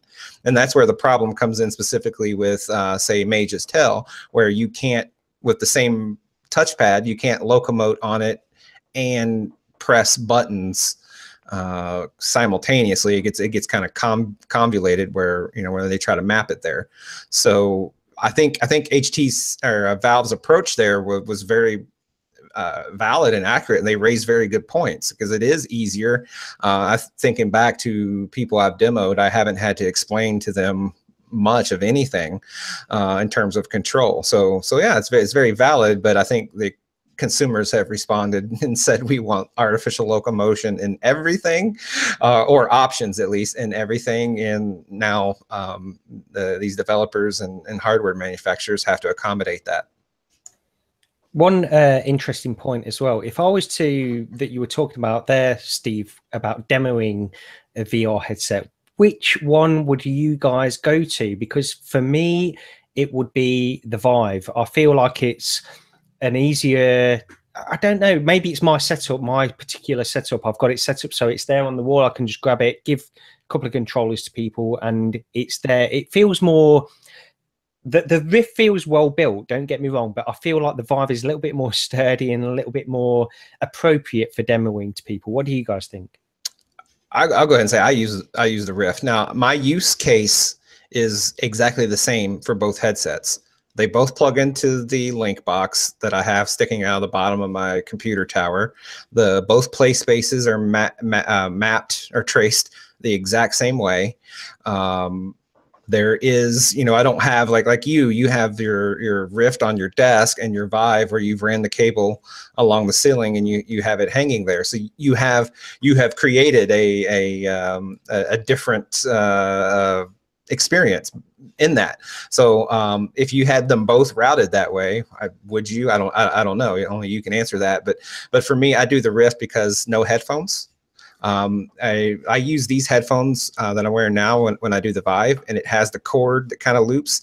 And I found that sometimes people kind of get it caught up in their underarm or whatever. They'll actually flip their hand and yank the cord out.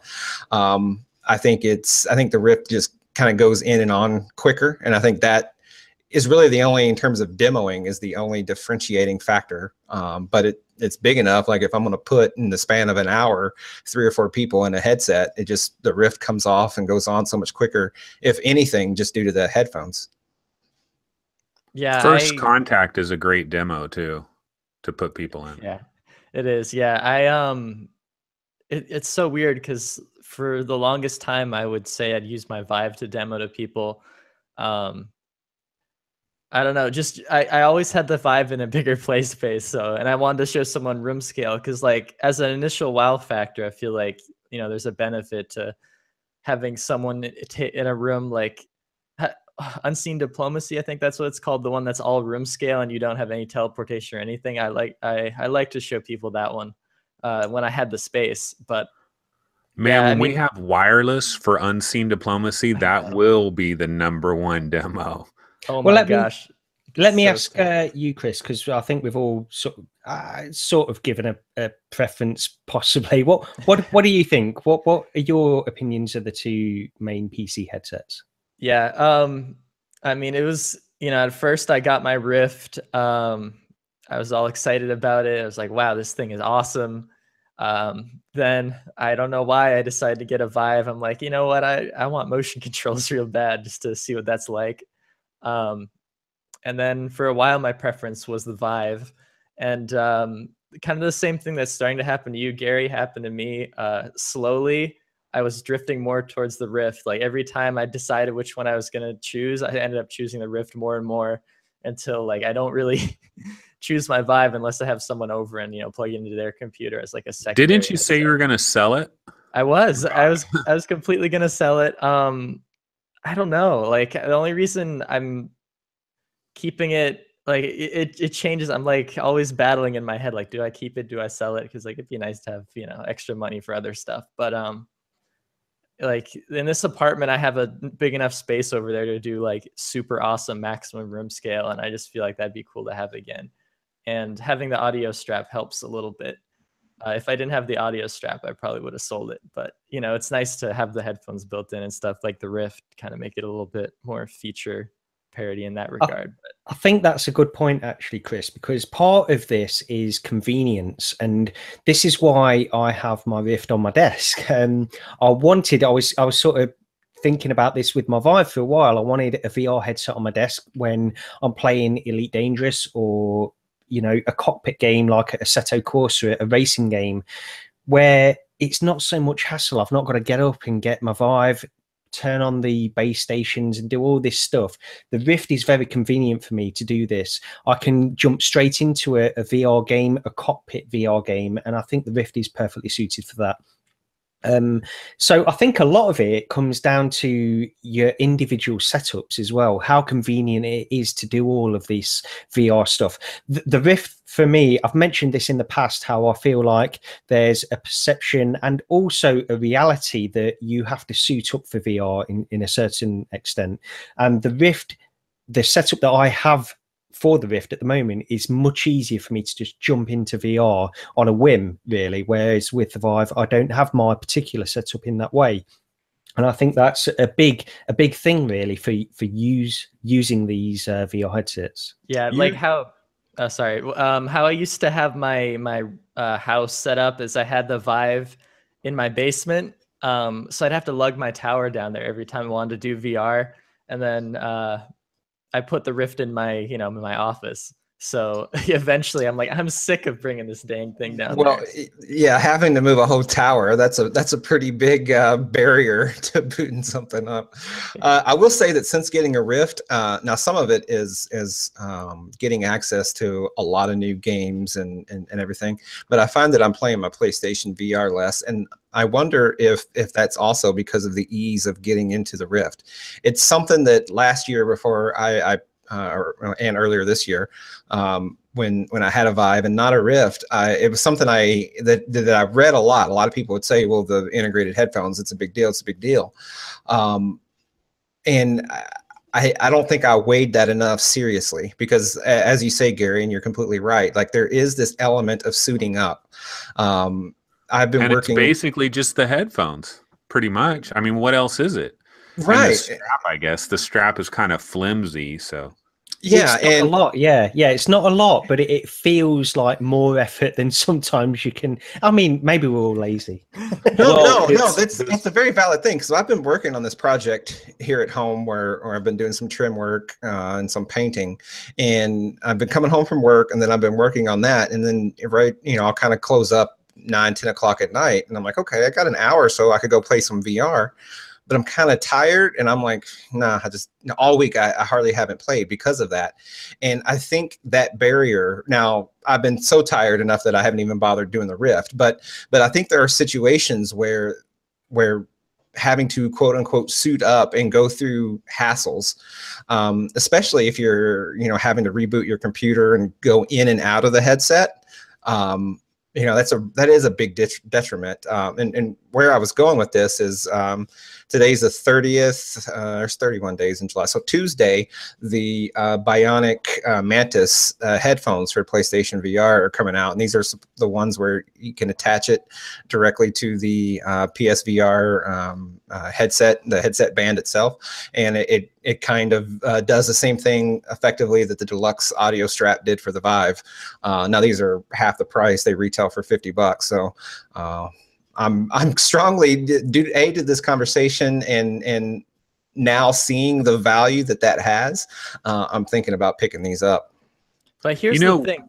Okay, you go ahead. No, I was just going to mention one thing real quick, just because we brought up PlayStation VR as well, and because we've like gotten codes for these games, like Tiny Trax and Theseus and all this, and like we're bouncing from like Lone Echo on the Rift, and then we're trying Just in Time Incorporated on the Vive, and then we're bouncing all around, right?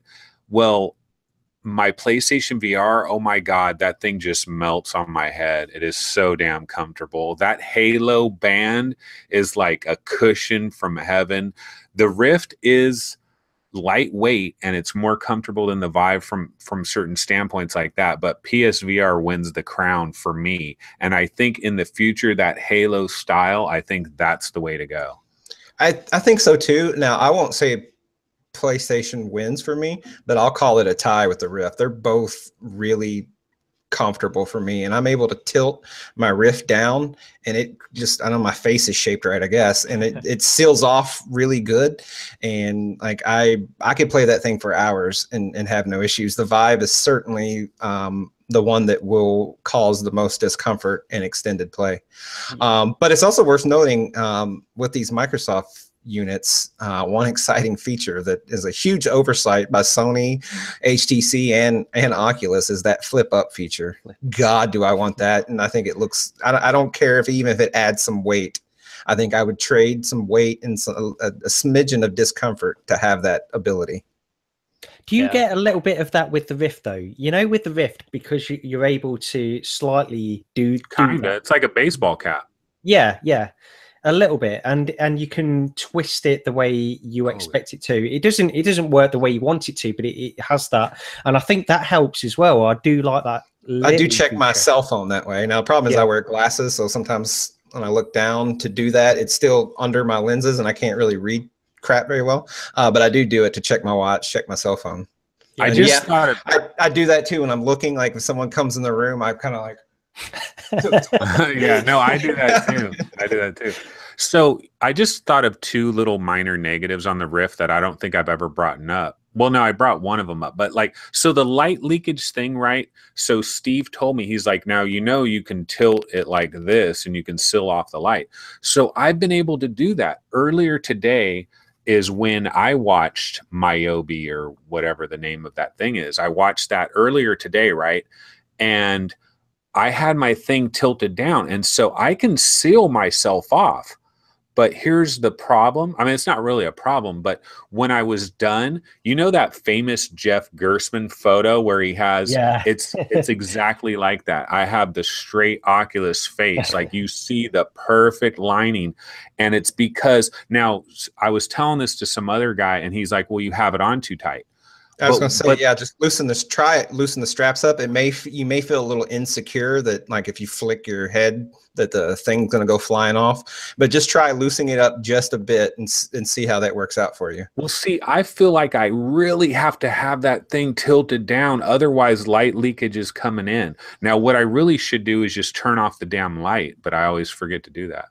Well, part of, you know, how I was talking about this geometry distortion effect that I get, and other people have had it as well, because I wanted to just quickly bring this up again, because it's not through want of me adjusting IPD or the position of the headset. I've gone through everything, and I can reduce it by pulling the bottom of the headset out slightly, but then I'm left with a huge gap. So I don't really want to do that. And you know, again, it's not a huge problem for me. Once I'm in an experience, it doesn't bother me. Chris, when I was speaking to you before about this, you experienced a little bit of this, did you? And then you sort of worked your way around it. Is that right? Yeah, I mean, I used to get some warping, and like, especially on the Crescent Bay prototype, had like mad warping. That was terrible when I tried that at PAX East a few years ago. But I mean, I can always see out the nose. You get used to it. Like, I never get it sealed off. I can always look out it, you know? So maybe that's something, I don't know, like maybe, yeah, maybe I need to just I think some of it, Gary, it'll just be you getting used to it. You've had the one headset and you've put hundreds of hours into that one headset, so it kind of becomes the norm. And I don't know if you've ever wore glasses, but if you've wore glasses before, anytime you get a new pair of glasses, it just feels off for several days. And for me, I think I've had the PlayStation VR and now the Rift, and I bounce between them. They do feel different if I focus on it and like try to like, ooh, how exactly does this feel different? In the same way, you may notice Screen Door in some of the others, but then once you kind of get going, it all sort of just melts away and doesn't become a problem. Also, from what I understand, I've thought prior to getting a Rift, I thought the whole time that the Rift uses Fresnel lenses like the Vive, and it does. But what I've learned more importantly is that it's a hybrid. So it is literally a mixture of kind of like the PSVR lenses and the Vive lenses. And by having this hybrid, they were able to cut down on the visible concentric rings. So if and when you ever get a PlayStation VR, or if LG opts to go that route with their Steam VR headset with the more traditional lenses, you may have this effect with those headsets too. So my recommendation is to get used to it.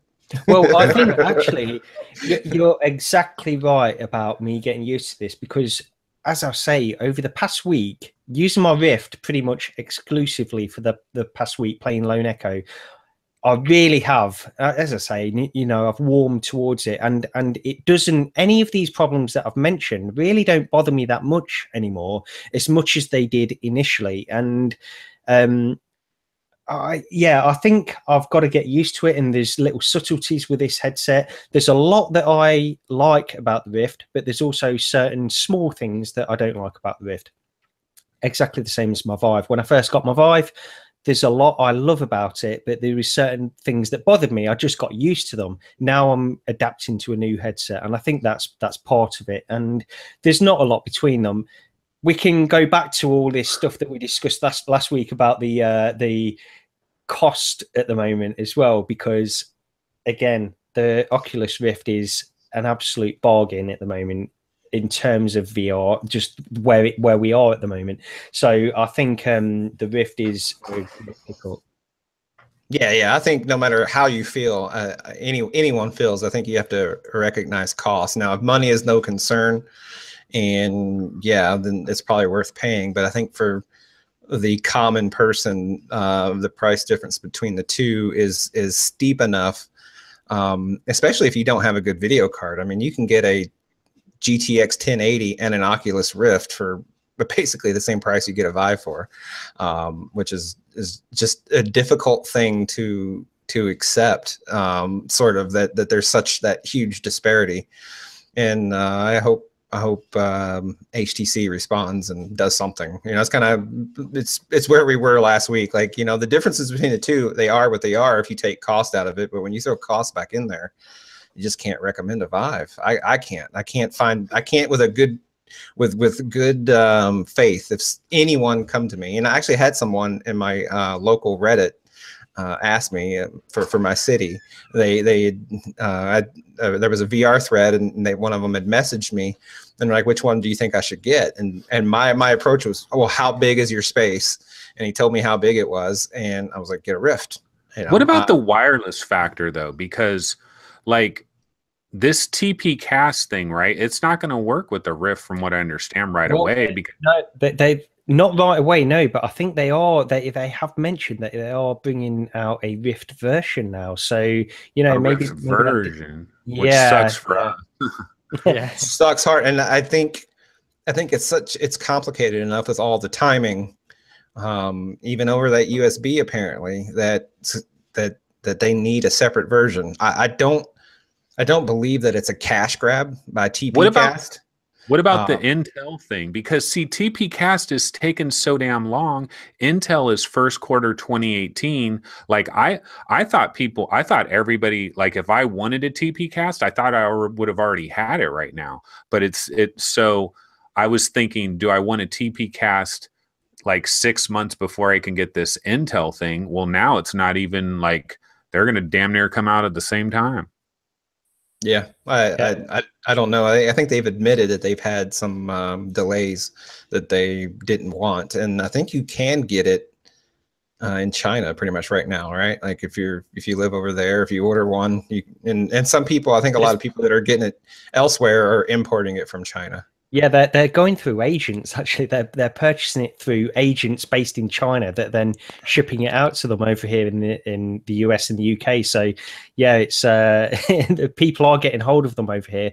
But there was a podcast, the Reverend Kyle podcast. He was talking about the TP Cast, and he interviewed some people from TP Cast. And if you're to believe them, they're very much saying that their technology is far superior to anything that's coming out. So I don't know if the Intel will match up to the TP Cast, or, you know, it's all propaganda, I suppose, on the part of TP Cast, but we'll have to wait and see for reviews. But what about this though? Like let's say, for example, that Vive has wireless for a full year before Oculus, like 1 full year before Oculus has wireless. Would that change the debate? Like if somebody had a big room like me, I'd probably still recommend Vive, just because you could, like, it is cool when you can play something like an Unseen Diplomacy and just walk around. And like what Chris was saying, dude, when I have wireless, that is going to be my #1 demo, because you're like crawling on the ground and stuff. And when you play it now with the wired, when you get out to the corners, it's yanking, it's pulling on your head, and it sucks. But just imagine having nothing pulling on your head, and you can just fully explore that space. And you could turn off your chaperone in that game, because it's going to keep you in that square, and then you won't even see the chaperone. So you'll have complete immersion. That's what I did with a chair in the room. I ended up turning my chaperone off. And because it does the same thing, it sets the space to your room scale. But to answer your question, Anthony, I think it depends on timing, because when that point occurs, like say for the next year, is the LG unit going to be out? Even if the LG unit is like Gen 1.5, especially if HTC doesn't lower their price, and assuming the LG doesn't come out at a much more expensive price, I'd probably recommend it instead of the Vive for the people that have like the really big rooms where where the tracking space has a notable advantage. Yeah, here's one more thing. Like, have any of you guys ever brought like a VR headset to like a friend's house or anything like that? Because I would. Too much work. I mean, I'd probably exclusively bring the Vive to that. I don't want to tear apart my Rift is like my home setup, like the Vive, you can kind of just plug it in outlets and feels easy.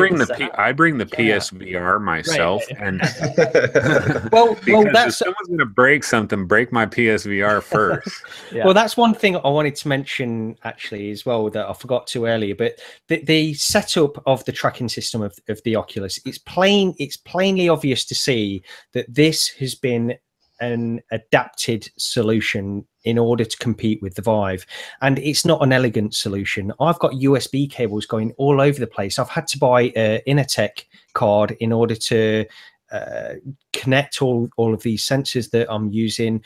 It's not an elegant solution. Once it's set up, it's fine. Right. I'm having no problems. But I think that in the next generation of Oculus, if they want to continue going for this room scale in order to compete with Steam VR, I think they need to come up with an easier solution, just something that's not taking up all these USB ports, just a simple solution. They could license something from a company that starts with a V. Well, I think I have to assume that some sort of inside-out tracking is where the future is. Like, I don't know if that'll be here for Gen 2, but I think all eyes are on the Microsoft units. And from that first unboxing, although there were tracking issues, the person that kind of made the blog post, I don't have it open, so I'd only be paraphrasing, but the gist seemed to be that they thought the tracking was better than they were expecting it to be, the inside out. And that to me is very promising, that with some time for it to sit in the oven a little bit longer, so to speak, I think ultimately that's the goal, where you're not setting up anything. For me, I may still have lighthouses or something on my wall because I would deem myself sort of a power user. But for Joe Walmart, like average population, that's got to be where it goes. It's got to be where the console ones go for sure. I would be very surprised if the next Sony PlayStation VR headset didn't just do some sort of inside out. Like that's just a no-brainer. It takes all that other garbage and all those other questions out the window, even if there is a subtle, relatively subtle performance degradation. As long as it's not just this massive degradation that truly impacts the experience in a major way, then that's where it's going to go. Mm-hmm. All right, what do you guys think? Good discussion. Yeah, I think that was we've hit the main points. We can probably wrap it up there because we're getting on for another 2-hour show this week. So yeah, so I mean, thank you guys for tuning in to episode 46 of the VR Roundtable. Be sure to leave a like on the YouTube video if you're watching that, or leave a review on iTunes, and it'll be on iTunes or anywhere else podcasts are found. So yeah, thanks for watching this week, and we'll see you in the next one. See you next week, y'all. Bye. Thanks. Bye.